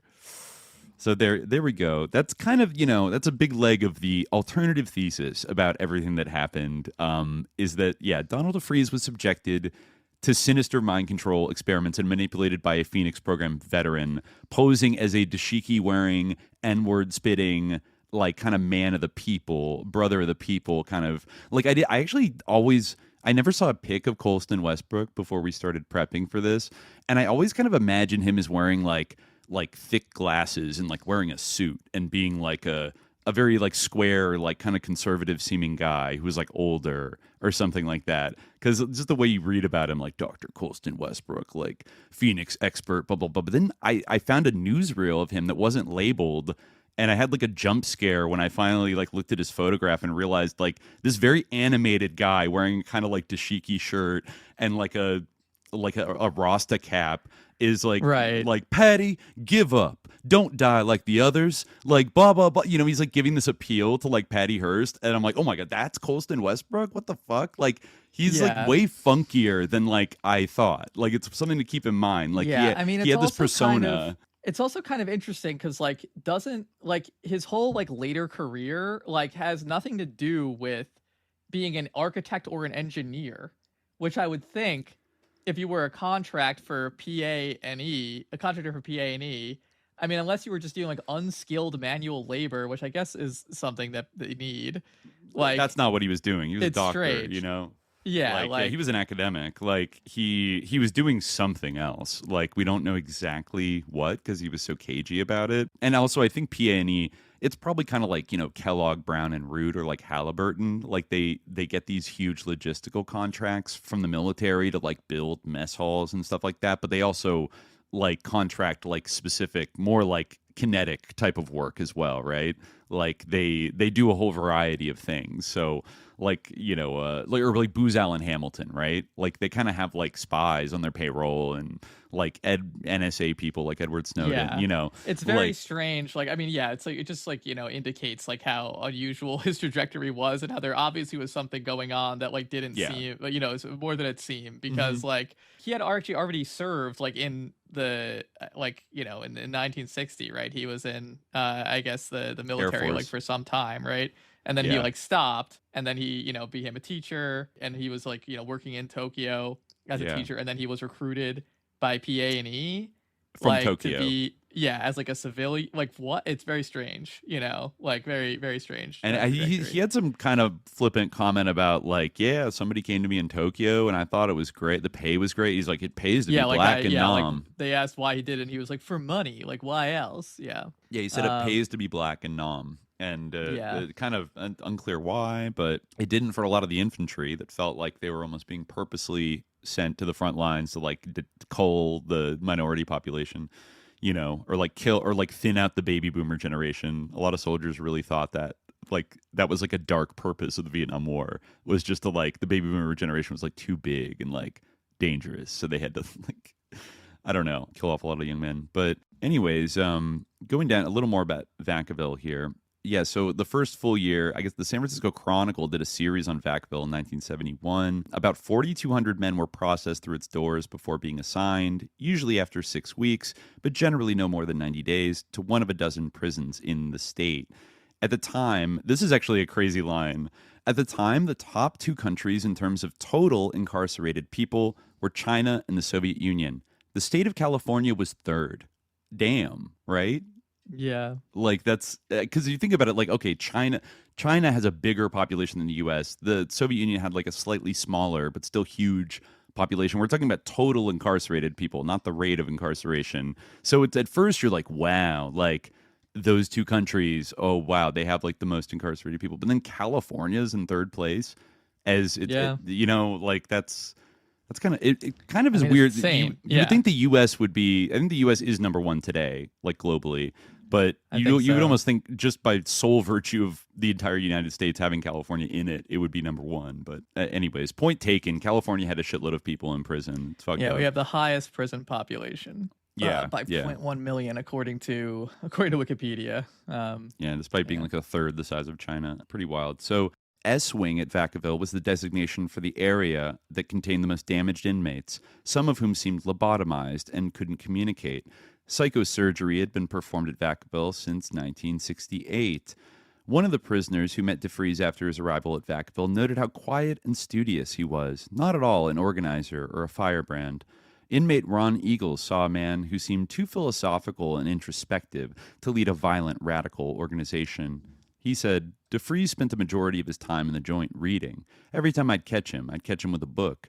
He was always concerned about black people's position in the struggle, black people's position in society, on his particular position as a black man in relation to society, especially as a black convict. DeFreeze was at first a participant in the mildest form of control at Vacaville, group therapy sessions, but it was routine to use electroconvulsive therapy, electroshock, on prisoners. And 2 years before DeFreeze arrived, Vacaville was already experimenting with drugs that would have qualified as torture if used by the American military today. This is a really terrifying example. Anectine, succinylcholine chloride, was used with regularity in Vacaville. It paralyzed the prisoner's fingers, toes, and eyes within 30 to 40 seconds after injection. Then the diaphragm and intercostal muscles between the ribs stopped functioning. It caused the sensation of drowning for up to 2 minutes. In essence, Anectine created the same basic reaction as an Iraqi prisoner being waterboarded at Abu Ghraib. Damn. That's really fucked up. So basically, they didn't have to waterboard people. They could just inject Anectine into them and they would feel like they're dying. In addition to this biological effect, the attending physician told the gasping prisoner that he would feel the sensation again if he didn't cooperate in the way that was requested. Yes, yeah. And this is like openly admitted, like in the LA Times in 1970, Dr. Arthur Nugent, the chief psychiatrist at Vacaville, said, the sensation is of suffocating and drowning. The patient feels as if he is on the brink of death. Cool. That's exactly, right. That's not insane at all. Prolixin was another drug utilized. Its effects could be felt for up to 2 weeks. In addition to generating intense ongoing nausea, Prolixin delivered a deep pain that ground one down and blurred the vision so that the recipient could not even read. It created restlessness, necessitating pacing, followed by exhaustion. The constant alternation of these 2 extremes drove the prisoner to the brink of madness. Those who were given Prolixin described it as sheer torture, as well as, quote, being a zombie and liquid shock treatment. Bernard Weiner, writing in The Nation, revealed that Prolixin was injected into Vacaville prisoners a staggering 1,093 times in 1970 alone. Electroshock was administered 500 times in 1971. DeFreeze, like any other prisoner, saw the effects of these drugs on those around him. Furthermore, prisoners described to newly arrived inmates the sensations caused by the various treatments. In this way, DeFreeze and other prisoners had fear instilled in them by the descriptions of these procedures, as well as the actual treatments. Jesus. The friends and relatives who knew DeFreeze in his earlier years saw him as volatile, animated, even violent at times. But SLA member Russ Little's summation of DeFreeze when they first met at the BCA in Vacaville was quite telling. For a supposed radical who eventually committed kidnapping and murder, not only was he outwardly calm, but also he did not have a strong sense of political ideology. Little said, he didn't use contemporary Marxist-Leninist language, but he studied all that shit, man. He understood it intellectually, and he could run it down that way if he wanted to, but he wasn't about to do that. He didn't think that was going to get him anywhere, doing that. SLA member Joe Ramiro recalled that DeFreeze was cautious in speech and action while in jail at Vacaville. Quote, he studied the whole situation carefully before he acted. He didn't get involved in any public political activities until the BCA thing, and then he saw what a shuck it was, and he got out of it right away. Well, that's one way to look at it. The impression DeFreeze gave to Little and Ramiro, as well as fellow inmates, was completely negated by Westbrook. Journalist-author Dick Russell, you mentioned, who utilized much of the Freed, Headley, and Rhodes data in an Argosy magazine story, who ran the SLA, also did his own homework. In a phone conversation, Russell was told by Westbrook that DeFreeze, quote, could sit down and talk to me a lot easier than a lot of other people, especially whites. He's a racist, hates white people with a passion. Interesting. Then he ended up leading an all-white group. Funny. If that was the case, it raised the question why DeFreeze agreed to not only attend, but eventually speak to others at the BCA, a group that encouraged communications between black inmates and outside, primarily white, radicals. Westbrook's assertion that DeFreeze was a racist didn't explain why the entire composition of the SLA, except for DeFreeze, was white. Ostensibly, the BCA existed to allow black prisoners to air their frustrations with sympathetic young whites. It enabled Westbrook to befriend some of those white leftists with the secret intention of manipulating them for infiltration purposes with the aid of a cooperative black BCA member. According to Russell's phone transcript, Westbrook admitted he had strong organizational control over the white activists allowed in, many of them Maoists and former members of the radical Venceremos organization. Quote, I was able to organize, consolidate, and submit lists for BCA people, various lists from Sacramento, Oakland, Berkeley. My role was decentralized because many people were turned down. They, Vacaville, had many organizations to worry about. Russell asked Westbrook point-blank about the BCA as a cover for clandestine work with prisoners. Westbrook said, if it's a behavior modification program, who organized it? Prison authorities did not organize it. Black inmates did. All right. So, it's just all organic, right? Of all the outside guest coordinators that could have been chosen for the Black Cultural Association, such as people with experience in social work, criminal justice, or organizations advocating prisoner rights, Vacaville wound up with Colston Westbrook, undercover liaison for the CIA during the Phoenix program. And he was handpicked by former PSYOPs officer William Herman, then advising Governor Ronald Reagan on counterintelligence.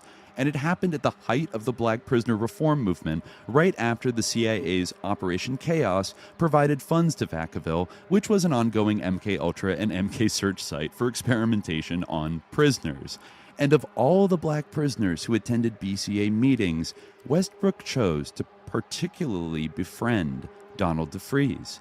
The handsome, shy, wide-eyed convict was quiet, compliant, had no political ideology, had no regular visitors at first, and, most importantly, had been a police agent for the LAPD. He could be manipulated, and if he resisted, Vacaville could threaten to expose him as a former snitch, a status that would endanger his life among certain prisoners.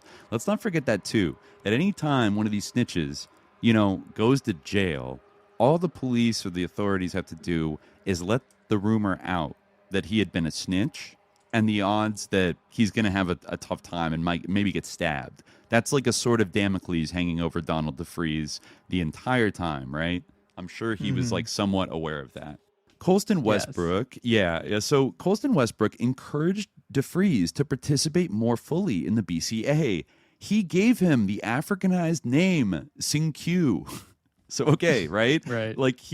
Colston Westbrook gave him his nickname, but he says, but even that was a ruse. Convict Rochelle Magee, who we talked about, joined, I think, George Jackson in the courthouse escape thing, who sustained a bullet wound during the George Jackson escape attempt, had already been given the name Sing-Q, but it was mispronounced as Sing-Q, where it should be, Sing-K.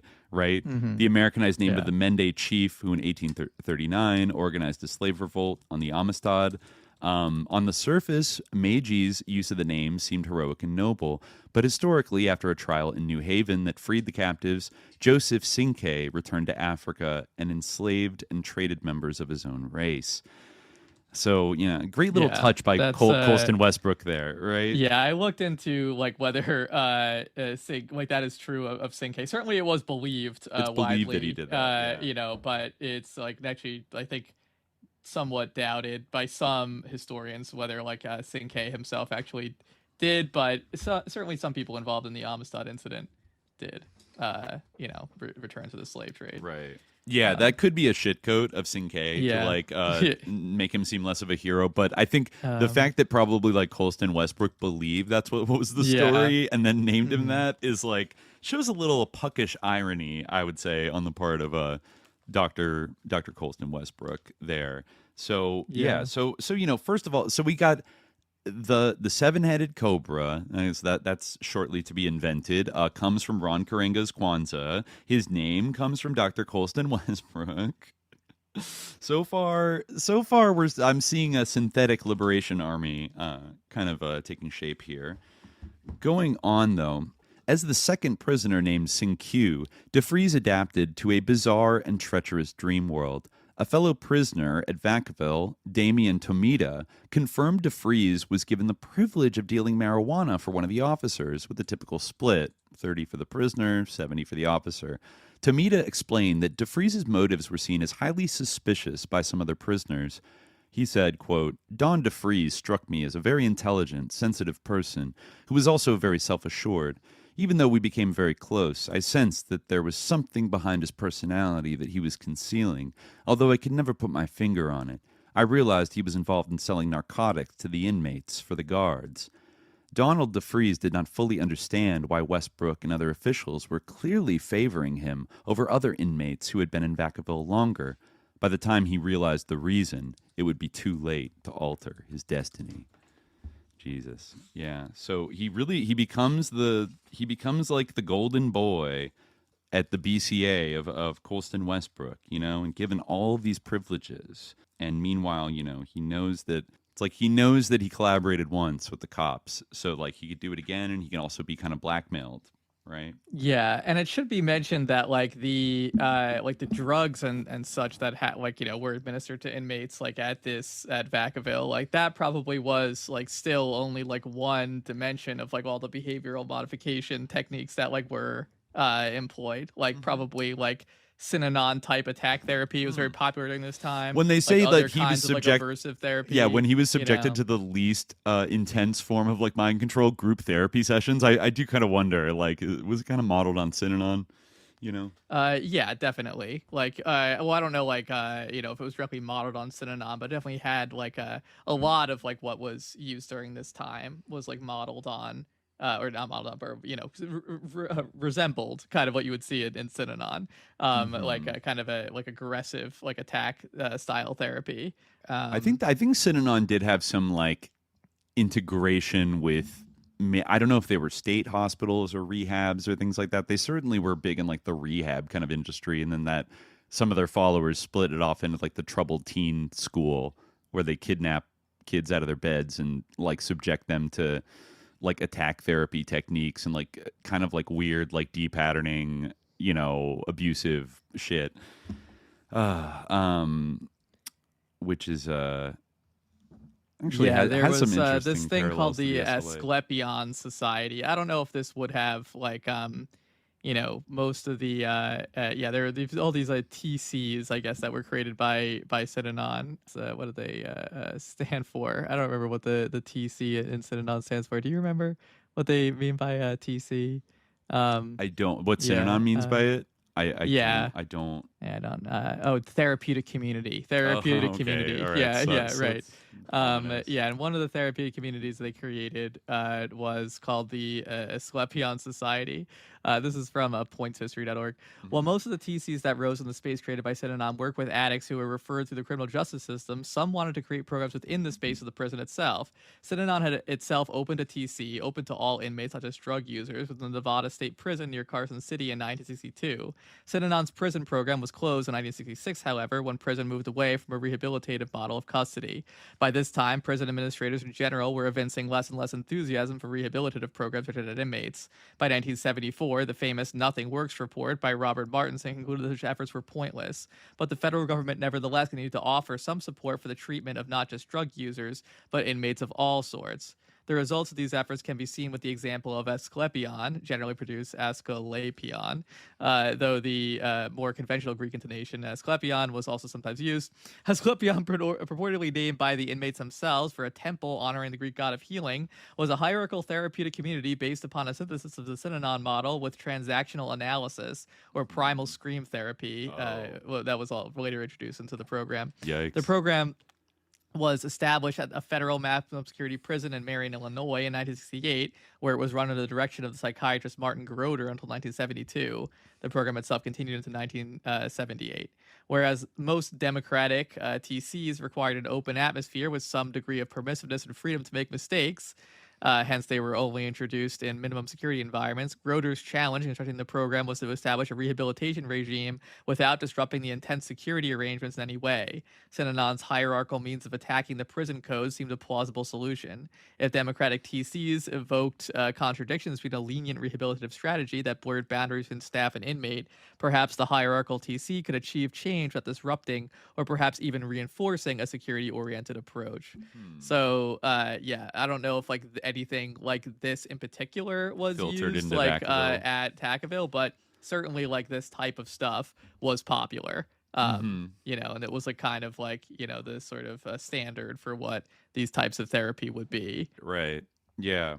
Well, okay. The other important thing about the Black Cultural Association, it doesn't only kind of set up or become the meeting point for Colston Westbrook and Donald DeFreeze. It also is pretty much the single avenue through which all of the white members of the SLA get involved in the story. It's all mediated through the BCA. And this next chapter, Double Agents, False Identities, Secret Affairs, gets into that. We're going to meet now some of the idealistic white kids and maybe sus people also a little later that start going up to Vacaville to do, prisoner outreach, all overseen by the lovely Dr. Colston Westbrook. So starting here, the nickname was Willie the Wolf, used by prisoners at Vacaville. But Willie Wolf was anything but intimidating. At 19 years old, a lanky 6'1", easygoing, quick with a warm smile, Wolf began visiting the Black Cultural Association at Vacaville in March 1972. At the time, Wolf was living with Dave Gunnell and his Chinese-American girlfriend, Jean Hua Chan, at what was dubbed Peking House, or Peking Man House, at 5939 Chabot Road in North Berkeley. The house got that name because Gunnell and Chan ran a mobile food stand near the UC Berkeley campus called Peking Man, right? It was a reference as well to the political discussions around the Rough Hoon living room coffee table, incorporating Maoist revolutionary ideas that included armed struggle. Wolf was inspired to visit the BCA by an Afro-American studies class at Berkeley. Gunnell remembered he had to do a term paper project. From someone, he got the idea of going in as a visitor to the BCA and doing his project on them. Willie went up to Vacaville and came back and told me about it. He was excited about the BCA. He was going to go back, and then I started going with him.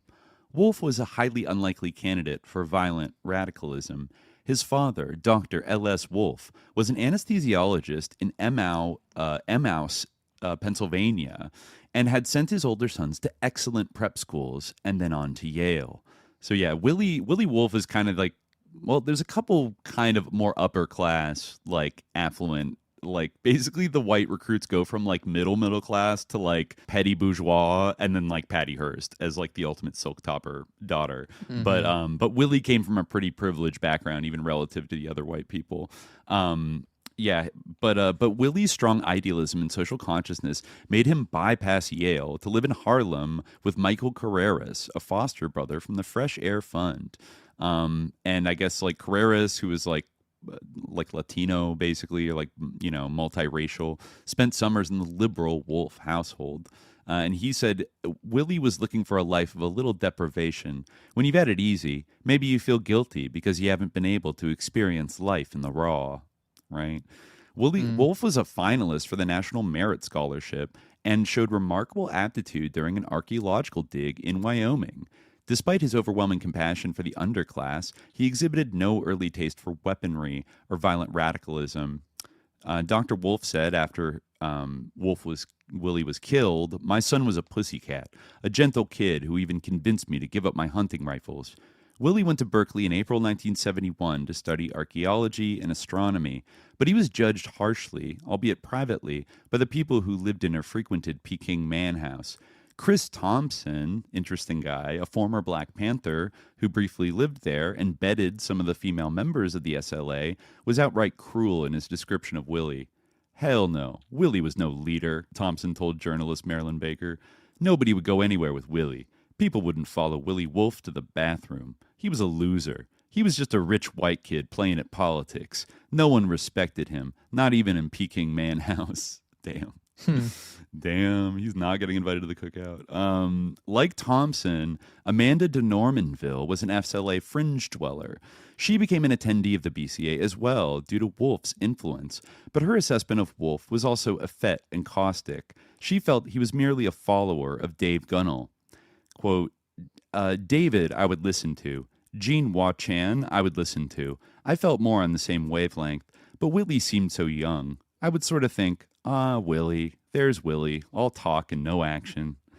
What both Thompson and de Normanville failed to see was that the good-natured Wolf, in rejecting his affluent liberal background, did not want to pick up a gun as much as he wanted to address the black prisoner reform movement and social inequality in general.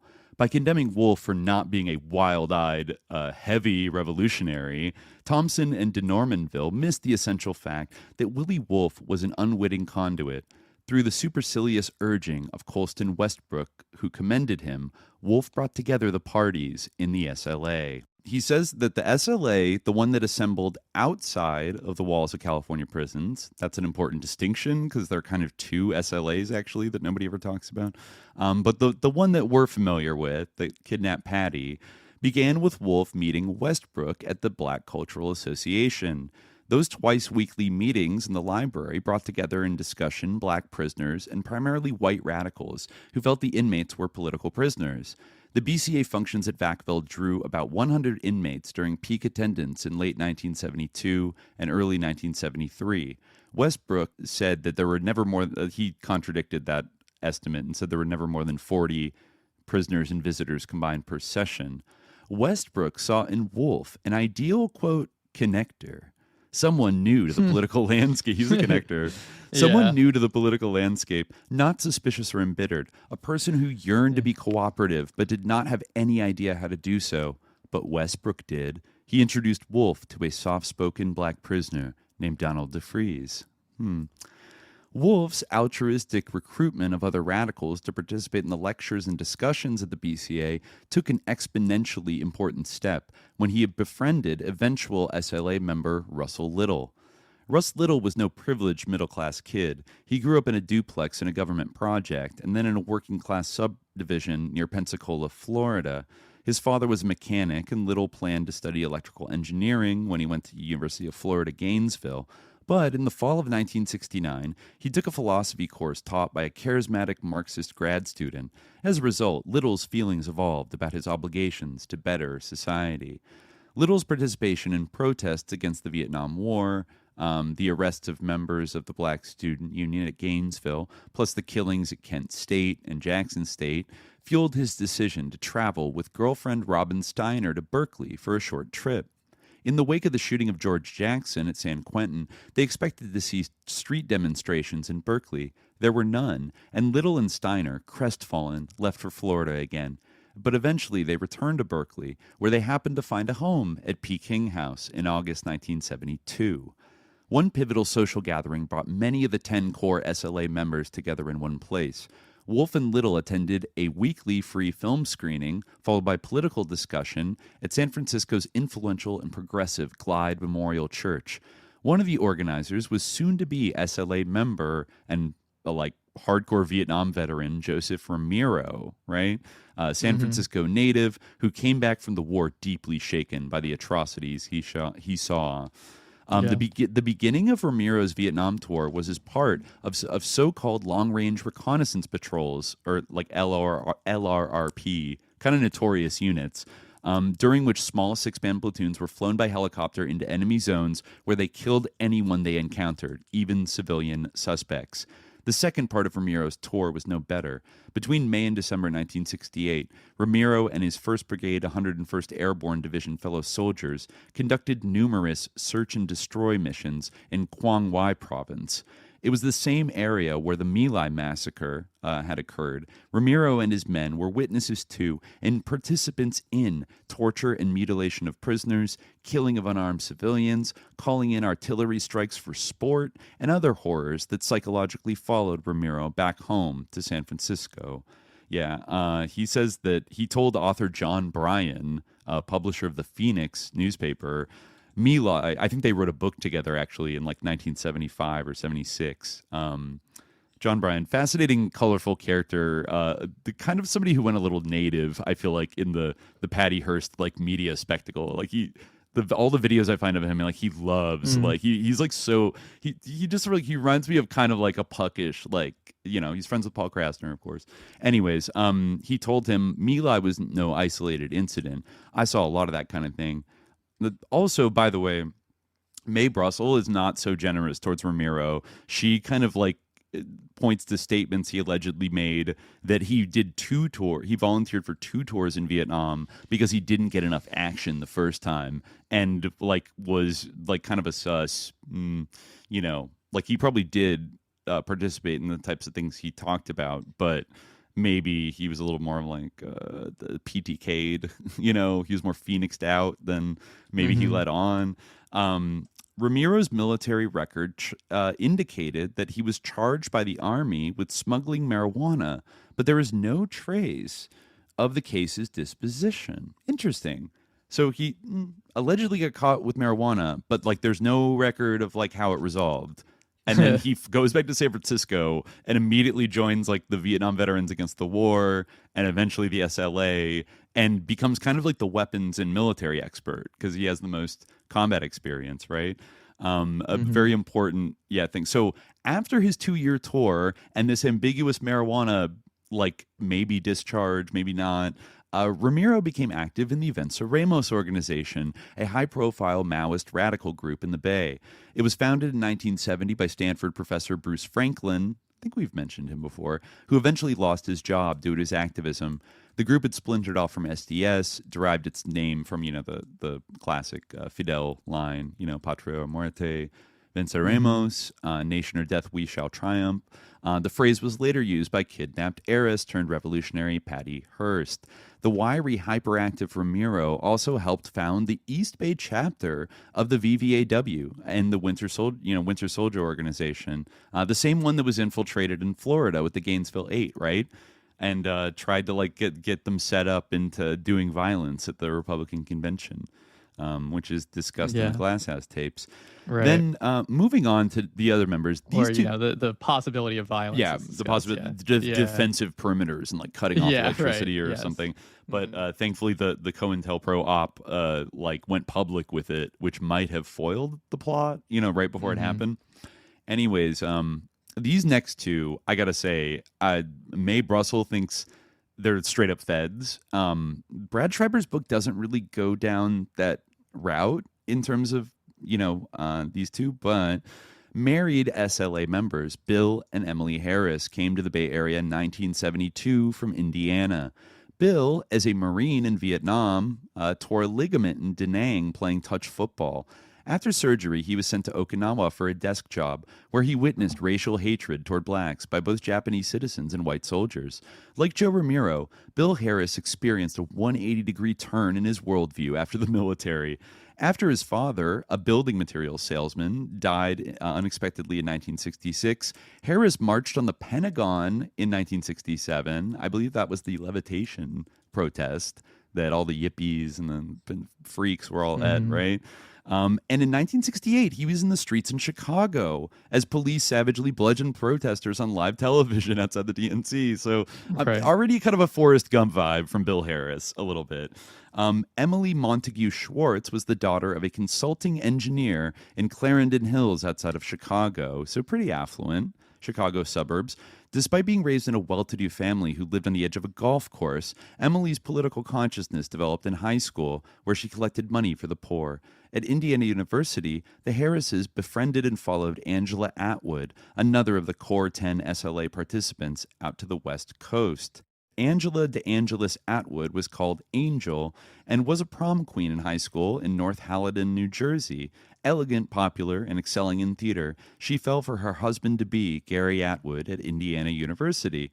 But Gary, a conscientious objector to the Vietnam War, brought in no income. He also objected to the discussions of violent revolution that Angela, Bill, and Emily had at the Atwood apartment on Delaware Street in Berkeley.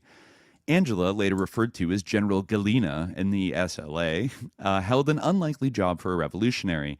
She was, for a brief time, a waitress at the Great Electric Underground, a restaurant bar on a subfloor of the world headquarters of Bank of America in San Francisco's financial district. Atwood's revulsion regarding her revealing attire and the sexism of male patrons resulted in her trying to organize waitresses in the city's topless clubs, but the women she approached met her with derisive laughter. Her marriage was punctuated by many fights, some physical, and Gary returned to Indiana alone. Angela eventually moved in with the Harrises. Bill and Emily Harris met Joseph Ramiro at an Oakland Safeway in 1972. Bill was registering voters for the upcoming election. Ramiro, who noticed his Venceremos button, was handing out leaflets supporting Cesar Chavez and the United Farm Workers, which, now he's canceled. Nobody knew that back then. For being a sex criminal. Also brought Synanon into La Raza, I think, to create a kind of cult structure. Yeah.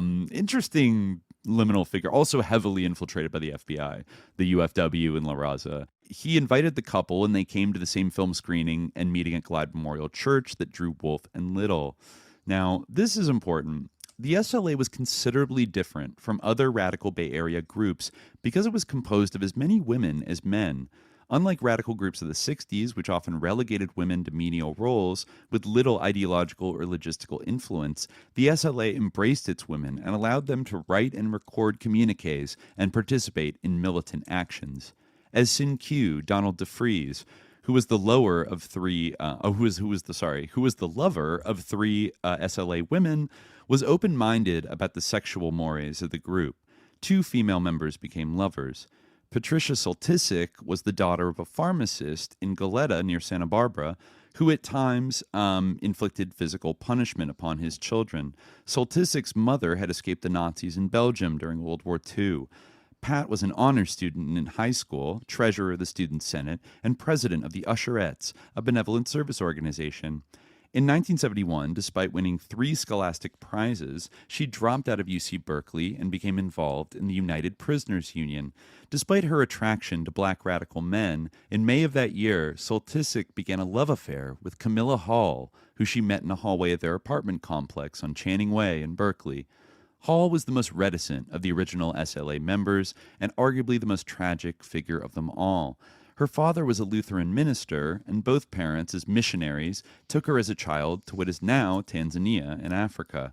They witnessed, all of her siblings died of heart conditions and kidney disease in childhood, so she was left being an only child.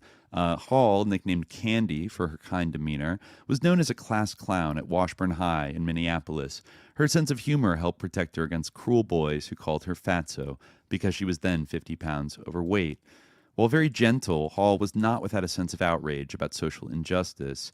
Her father, Reverend George Hall, remembered that in high school, Candy was impacted deeply by Judgment at Nuremberg, a film dealing with the German citizenry's failure to protest Nazism.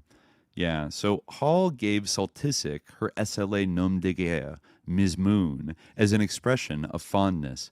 One love poem Hall wrote for her read, in part, "I will cradle you in my woman hips, kiss you with my woman lips, fold you to my heart and sing, sister woman, you're a joy to me." Soltysik was the first lover, male or female, that Hall ever had. But Soltysik's bisexuality made Hall miserable. She wanted their relationship to be exclusive. Hall broke up with Soltysic in October 1972 and nursed her despondency for 3 months in Europe. When Hall returned in desperation, she reunited with Soltysic, who was by then sexually involved with the Black Panther Chris Thompson. Hall, in order to be near the woman she loved, accepted the limitations Soltysic demanded. Sweet, open-hearted Camilla Hall, a gardener, artist, and poet, with no other option, joined the organization that was taking up so much of Soltysic's time, the Symbionese Liberation Army.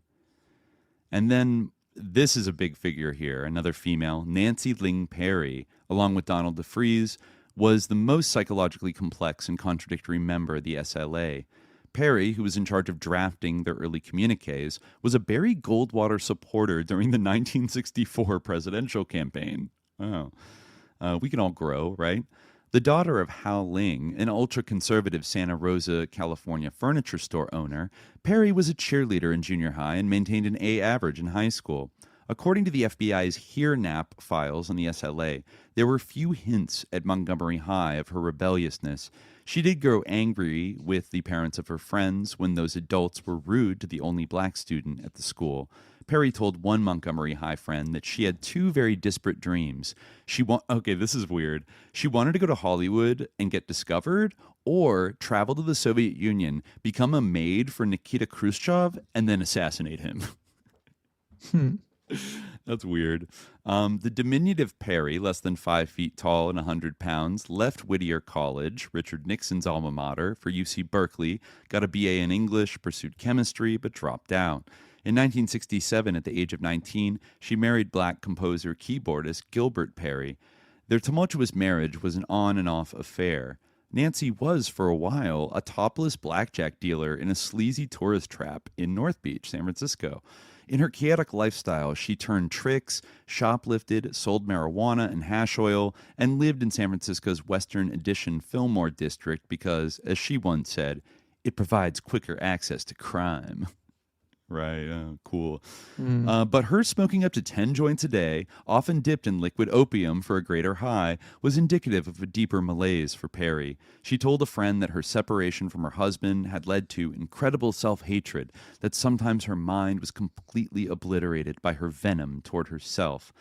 The beautiful and brilliant Nancy Ling Perry, exhausted by her own dissipation, fought her way back to stasis. She gave away her remaining stock of marijuana and got a job working as a at a juice stand with an orange and green awning, Fruity Rudy's, right at the end of Telegraph Avenue in Berkeley.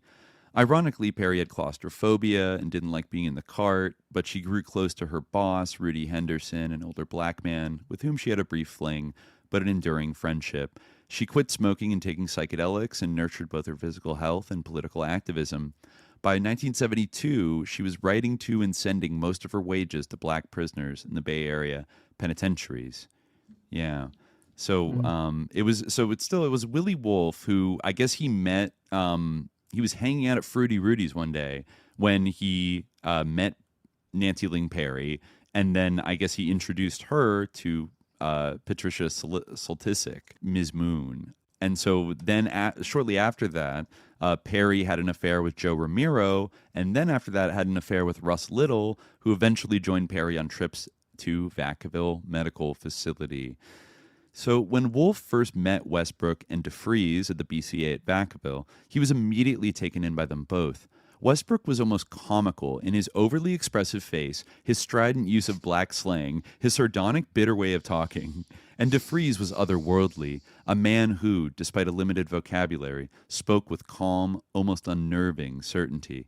The greatest irony of Willie Wolf's manipulation by Westbrook, the CIA, and the California Department of Corrections was that Wolf was in a position to realize their plot to infiltrate and undermine Bay Area radicals. He knew that the Maximum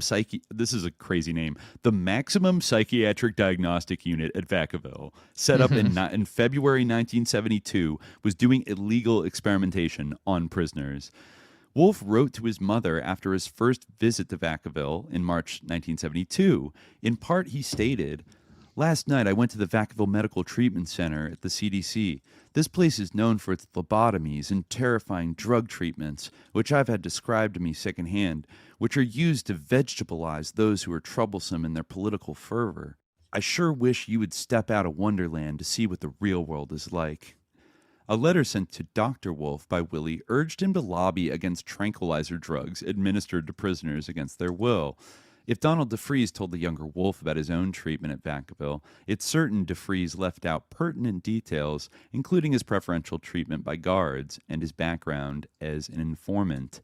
Wolf's passion was much keener than his intuition about the bleaker aspects of the maximum psychiatric diagnostic unit. A black Vacaville information officer, Thomas Charleston, remembered Wolf as a friendly kid with good manners who came in walking here one night with his flyaway hair and a pigtail. Yeah, Carreras, his friend who lived across the country, said they were using Willie, pulling him down to their level in every way they knew how, so that he would stay involved. Eventually, Carreras warned Wolf that the convicts, quote, will try to get you to commit an act of violence. But I guess at least for the first half of 1972, Wolf engaged a stream of white radicals who sympathized with the black prisoner movement. Those activists attended BCA meetings with the approval of Colston Westbrook, and Westbrook, with Wolf's enthusiastic help, made sure they all got to meet and know Donald DeFreeze. The DeFreeze those white radicals knew was a noble survivor of one of, quote, America's concentration camps, a highly provocative slang the term the left used for the prison system. None of the outsiders who visited DeFreeze knew he was a snitch who provided to Westbrook and CDC officials valuable information for maintaining order and collecting intel on inmates who challenged the status quo. And this is a big point right here, and he gets to a big allegation, right? To further secure his cooperation, prison officials gave DeFreeze access to the conjugal trailers at Vacaville, which were otherwise restricted to married prisoners. So if you cooperated, you get to meet with your wife and have sex, etc. 2 white radical women Willie Wolf encouraged to attend BCA meetings became lovers with DeFreeze. Both Nancy Ling Perry and Patricia Soltysik, who preferred black men, were allowed to have private sexual liaisons with DeFreeze in the Vacaville trailers. And this is kind of a famous line about that from, when Colston Westbrook was interviewed on the subject of sexual relations between female radicals and DeFreeze during the BCA days, in a peculiar and highly sexist way, he skated around the issue, pretending black rather than white women attended, and that they were allowed there merely to entice inmates and increase overall attendance. Quote, they accused me of taking sexy-looking black women wearing high miniskirts into the prison. Sure, I took some foxes, some of my prime stock, in there. Because if you want to dangle a carrot in front of the inmates to get them to learn and come to some meetings, you don't dangle communism. You dangle fine-looking chicks. The SLA women say I tortured the inmates by taking in chicks they couldn't do anything to. That's why those lesbians were mad at me. So first of all, I also like him kind of LARPing as a communist. I'm actually doing a hecking communism, by doing all this, but you gotta use sex. You gotta use sex to sell because nobody cares about communism. Well, yeah, just like the Berkey Barb. Yeah. And then there's somebody. We jump to a section here where you think has nothing to do with this story yet, right? Right. Yes. And this is, like I was saying before, this is kind of based on, as far as I can tell, kind of interviews with inmates that were done by Rusty Rhodes, who has an amazing name. Makes me think of Dusty name. Rhodes. Or Headley as well. Some of the research. It's Headley's affidavits. Right. Based on Rusty Rhodes' interviews. Okay, gotcha. Yeah. And I don't know if any of this is pulled from a little bit from her memoir or anything. No, she definitely never admitted this. No, you're right. Yeah, she never admitted this part, but this is kind of this is crucial. Yeah, the author would have said it if so. Yeah. Right. So Schreiber writes here, Patty Hearst was an art history major at UC Berkeley. The slim auburn hair Hearst lived a seemingly sedate life with her fiancé, Stephen Weed. But Hearst had a wild streak in her. Her mother, Catherine, with whom she had a difficult relationship, had insisted that she attend Catholic school. Hearst, who was close to her father, Randy Hearst, the son of William Randolph Hearst, convinced him to transfer her to an elite school near their home. When she met Weed, it's like Weed Atman from Vineland, really, like the Stephen Weed character. He's kind of goofy. I don't know. Maybe Russell's sussed out by him. But when Patty met Weed, an instructor at the Crystal Springs School for Girls in her upscale hometown of Hillsborough, Hearst instantly knew, despite the female competition, that she would seduce him. And again, I'm not sure what source this part is from, but asking for private help on math homework, Hearst visited his cottage on the grounds and sultrily announced she was taking birth control pills. Their affair began when she was 16. So, you know, not sure what's going on there. I mean, it was basically her high school teacher that she immediately, moved in with and was engaged to when she turned 18. Some allege this was started at 16. But anyways, Hearst's involvement with Weed intensified an already fragile relationship with her highly conservative mother. Catherine Hearst, a member of the Board of Regents for the UC system for 20 years, backed Governor Ronald Reagan on his hard line against protesters on and off UC campuses. She was also, Catherine Hearst was a personal friend of Ronald Reagan, too. A friend of the Hearst family told Sarah Davidson in the New York Times Magazine that Patty and Stephen living together made family dynamics even worse. At dinner parties, there were subjects everyone tacitly agreed not to bring up. Sooner or later, Mrs. Hearst would voice some absurd opinion like, "We've got to stop nudity." She had seen a nude ballet and was terribly upset. Among the young people, it got to be a game. Who in the room would flinch or be first to change the subject? Despite Catherine Hearst's objections, Patty and Weed moved into a respectable $250 a month apartment at 2603 Benvenue Avenue, No. 4, on a tree-lined street 5 blocks off the Berkeley campus. Despite the signposts of her family's wealth and power, Hearst Amphitheater, Hearst Gym, even Hearst Avenue, Patty Hearst lived a middle-class and quiet existence, not at all demanding her family's largesse. Weed was a teaching assistant in the philosophy department. He derived distinct enjoyment discussing logic with undergraduates, but he was completely blind what was going on secretly in his girlfriend's life, including the fact that she found him, quote, a little boring. When Hearst met Patricia Soltysik in Berkeley and was invited to attend a women's rights meeting, her path toward meeting Donald DeFreeze at Vacaville was set. Wait a minute, you say? At Vacaville? I thought they met when he kidnapped her. Oh, well, guess what? I mean, this is a spicy take. So, and it is based on the testimony of some prisoners and whatever, but get this.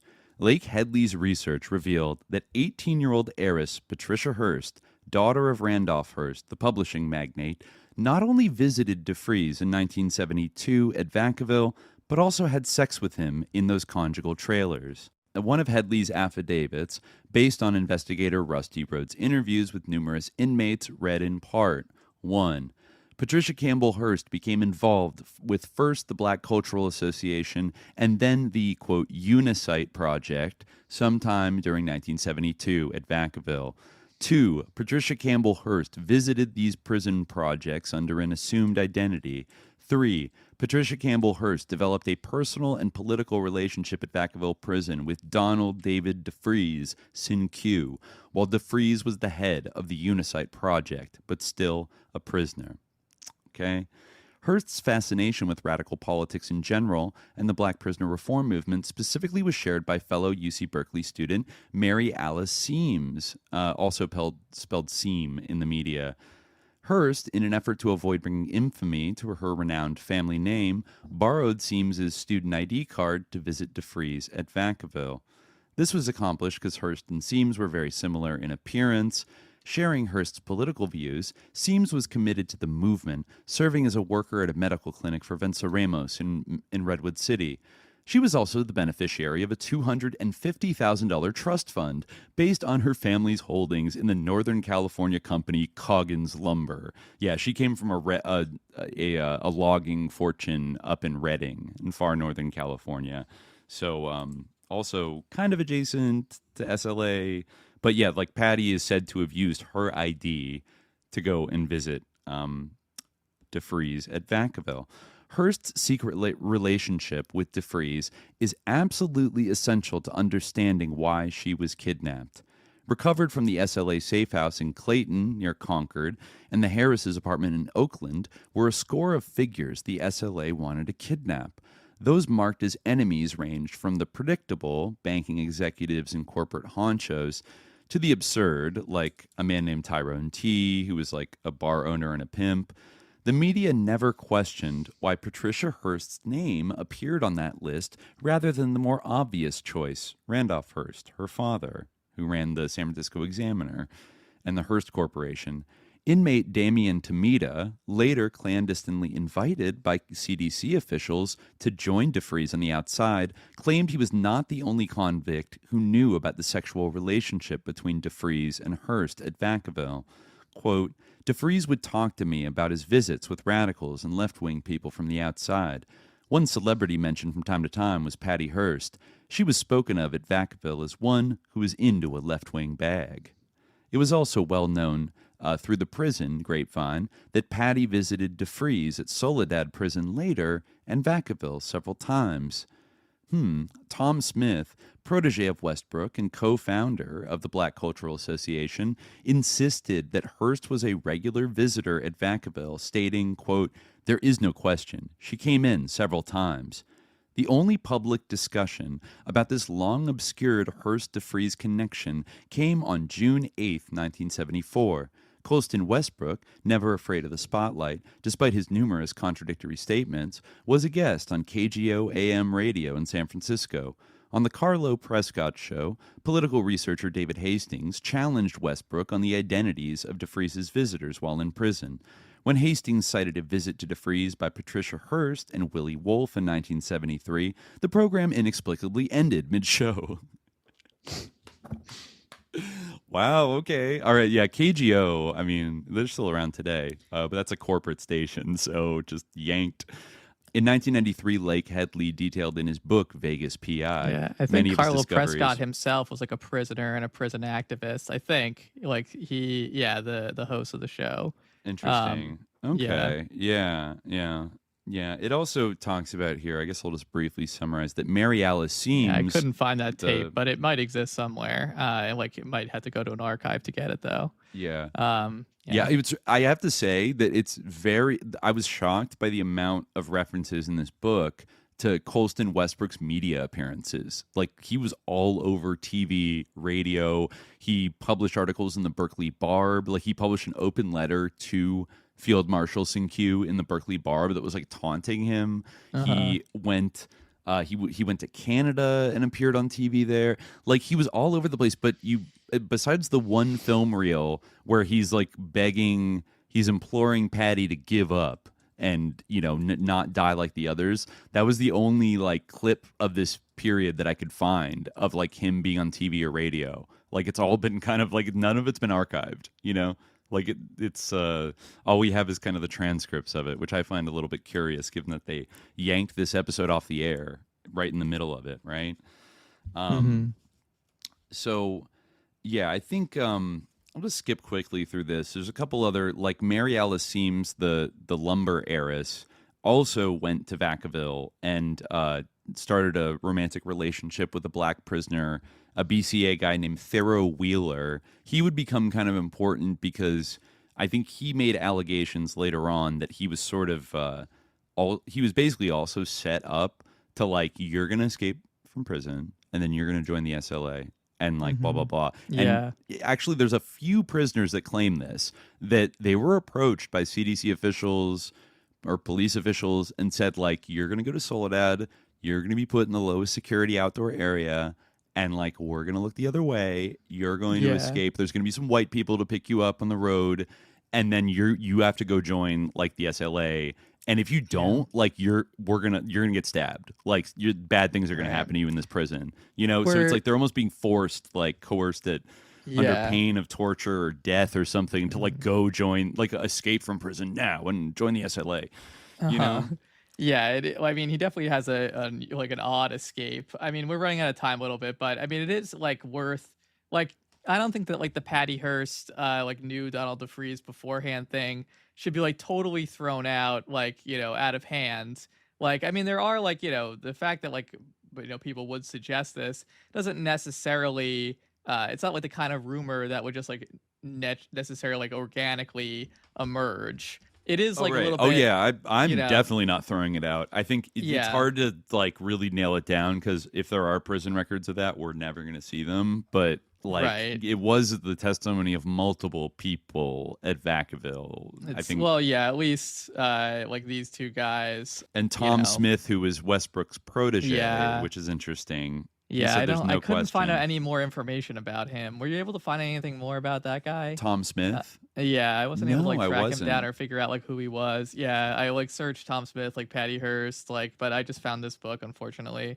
But yeah, there are like you know, some other articles like about this, but some of them kind of draw on the book. Mm-hmm. I mean, like one thing is that like, in this case, it would almost be like Patty Hearst was like definitely had like an interest in the like prison reform movement or like left-wing politics, like that she had a left-wing bag.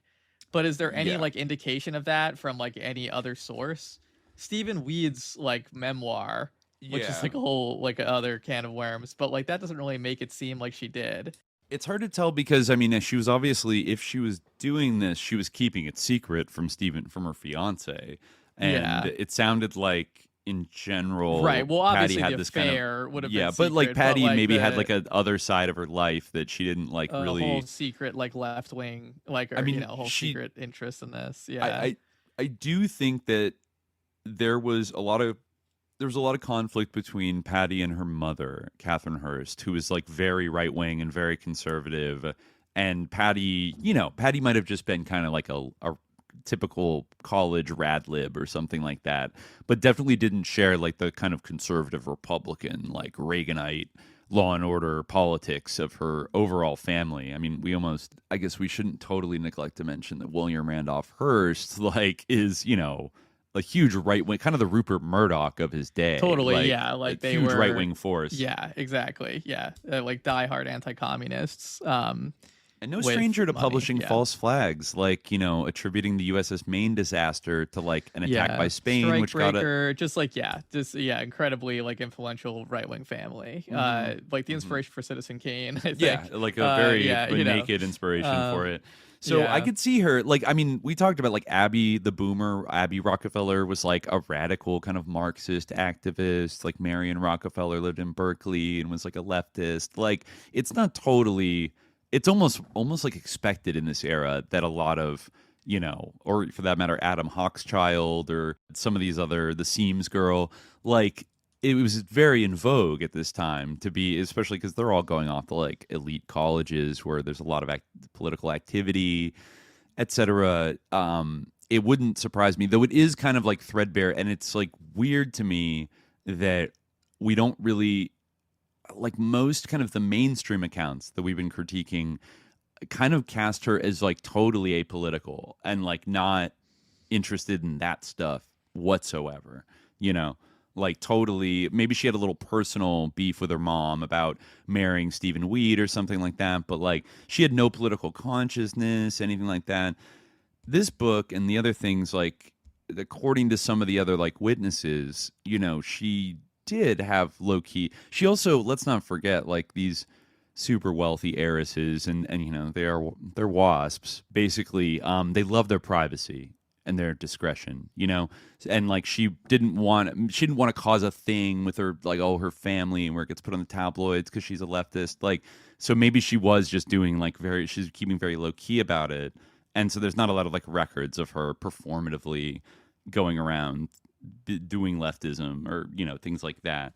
I don't know. I mean, it's kind of according to a lot of people, she low key was at least. I mean, she's also like 19, so like she was, you know, a sophomore at UC Berkeley. Yeah, maybe encountering a lot of this stuff kind of for the first time. But I guess, you know, allegedly went to like a women's rights meeting with Patricia Soltysik, you know, before, and then like learned about the BCA subsequent to that. But yeah, I mean, It is true. Like it'd be interesting to read like Stephen Weed's memoir. I guess we should stop here, but we, can maybe read like his like a memory like the next time like of how they met, because like I feel like that kind of gives some interesting like context. I would like to, that was the one of the few books I didn't really get to read in terms of like memoirs. Yeah. Well, he talks about like meeting her, and of course he was like her math teacher. Right. Like, so it's like kind of weird. There's a little bit of a problematic vibe with totally. Stephen Weed. Yeah, definitely. Just all these older men in Patty's life kind of like running, like there's I think somebody made that comment like back in the 70s about how she's gone from like one older male authority figure like to another over the course of like the 70s, and he gives like a little bit of a sense of like not super clear, but I mean it might be worth going into that to kind of give like, since this is kind of where she's entering into the story, like we can talk about how viable this is, because like on one hand, like I don't want to erase like a possible like actual kidnapping and like abuse by like saying that it was like a consensual relationship, which like it does seem like crazy to say that she had a consensual relationship with a black prisoner, that she was able to do this. Like, I mean, I guess it could be possible, but it seems like a difficult thing to even do practically speaking. But I think there is good evidence. There's maybe stronger evidence that like Nancy Ling Perry and Patricia Soltysik had sexual relations with Donald DeFreeze, which should not have. You're right. Like, should not have been allowed under the rules of prison back then. Those trailers were for married couples, and these people weren't married. So DeFreeze was being given enormous privileges through probably his relationship to Colston Westbrook to meet with these women. Like, it was. That was totally not normal. So, but given that we can kind of establish that the rules are being broken for him, it makes like the likelihood that if Patty, went there or whatever, that could have been a thing that happened. I also just want to like kind of delineate like between because Schreiber has a theory. He doesn't know for sure, but his theory of kind of what ultimately ends up happening is that they did have a relationship for a little while and had some sexual encounters. I mean, there's even some indications she went to Soledad to like visit him. But at some point, he started talking one day about doing a kidnapping and was like, Patty, like, you have like little sisters. What if we like kind of like pretended to kidnap them and then got like a huge ransom like from your family or something? And allegedly, I'd like to see like where this story comes from, like where he's kind of sourcing this. Like, Patty was taken aback by that, and then DeFreeze kind of went on and was like, or like, what if we pretended to kidnap you? But like, you're in on it and it's totally fine, and then like we could ransom a thing. And apparently Patty reacted very negative, was like a little sussed out by this, and was like, whoa, like, I thought this was a kind of a fun little adventure where I'm meeting with radicals, but now we're talking about like kidnapping me, like doing fake kidnappings and shit.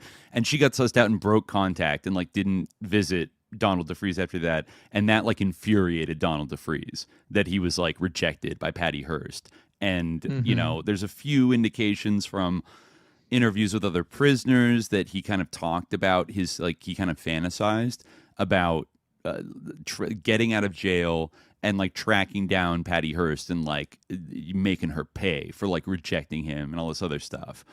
Now, I'm not as like 100% confident on Brad Schreiber's like interpretation of that entire timeline of events. And neither, for that matter, I would say, is like Mae Brussel back in the 70s. Like, she's rather insistent that the operation, so that there's a couple different options here, I guess is what I'm saying, that just because she had a sexual relationship with him doesn't necessarily invalidate like the authenticity of her kidnapping, like she was kidnapped against her will, because maybe DeFreeze decided like he made a beeline for Patty because he was had been personally involved with her, and decided like I'm gonna go through with my plan and actually kidnap her. I get that aspect of it. I get that that's like kind of what's being implied, that like there could have been other targets, but it was like she was chosen for that reason, which like makes sense. But again, it's like somewhat murky. Another one that I kind of would classify as a little bit less likely overall would be that like because she had this relationship with him,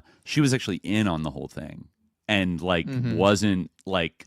She might have pretended to be held under duress, but actually she just like joined them and like it was all some kind of con. I mean, that would also be possible if like this weren't true. I mean, I don't like it is odd that like Lake Headley and like would arrive at that conclusion, or like Rusty Rhodes would, or that like the prisoners would like suggest that, like at a level that it would like be something that you would like swear to in an affidavit, like that your findings determined that this was the case, and it's not necessarily something that you would like that would be like a matter of course for this to be suggested. But anyway, so, we can kind of unpack the weight of that. I wouldn't totally rule it out, but I do feel like also the other option would be that this was planned by something beyond Donald DeFreeze. For like Mae Brussels said, I think this operation was being planned at least for a couple years before it happened. Like as far back as like 1972 or even 1971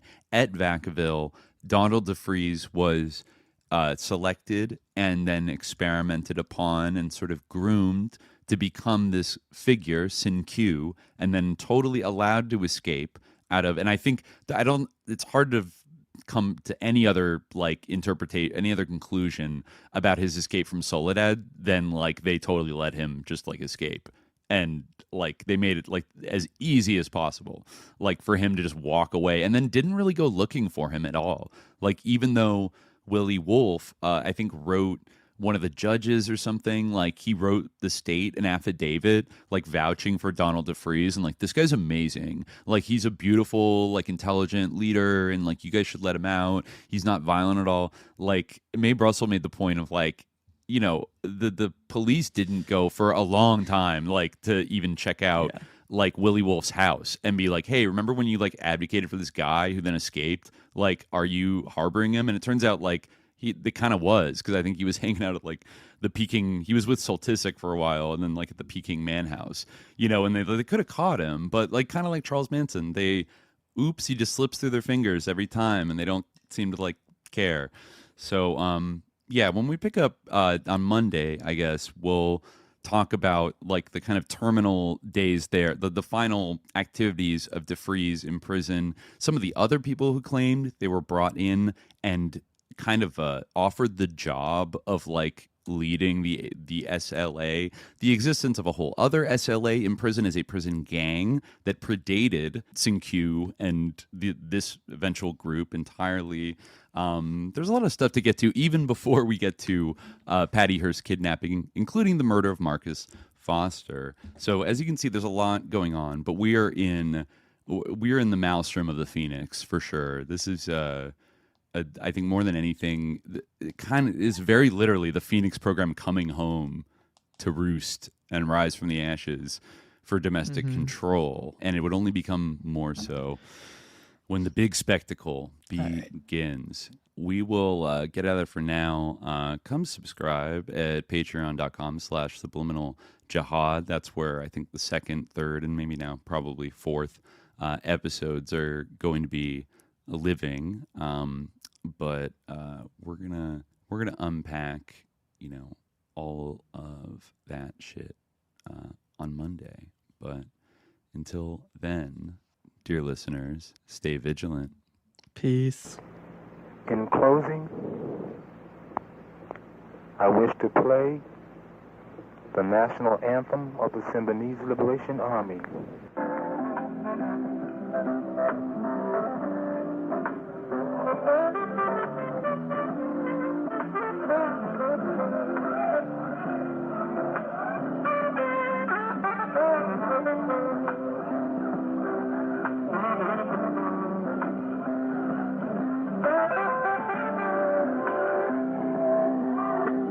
My people,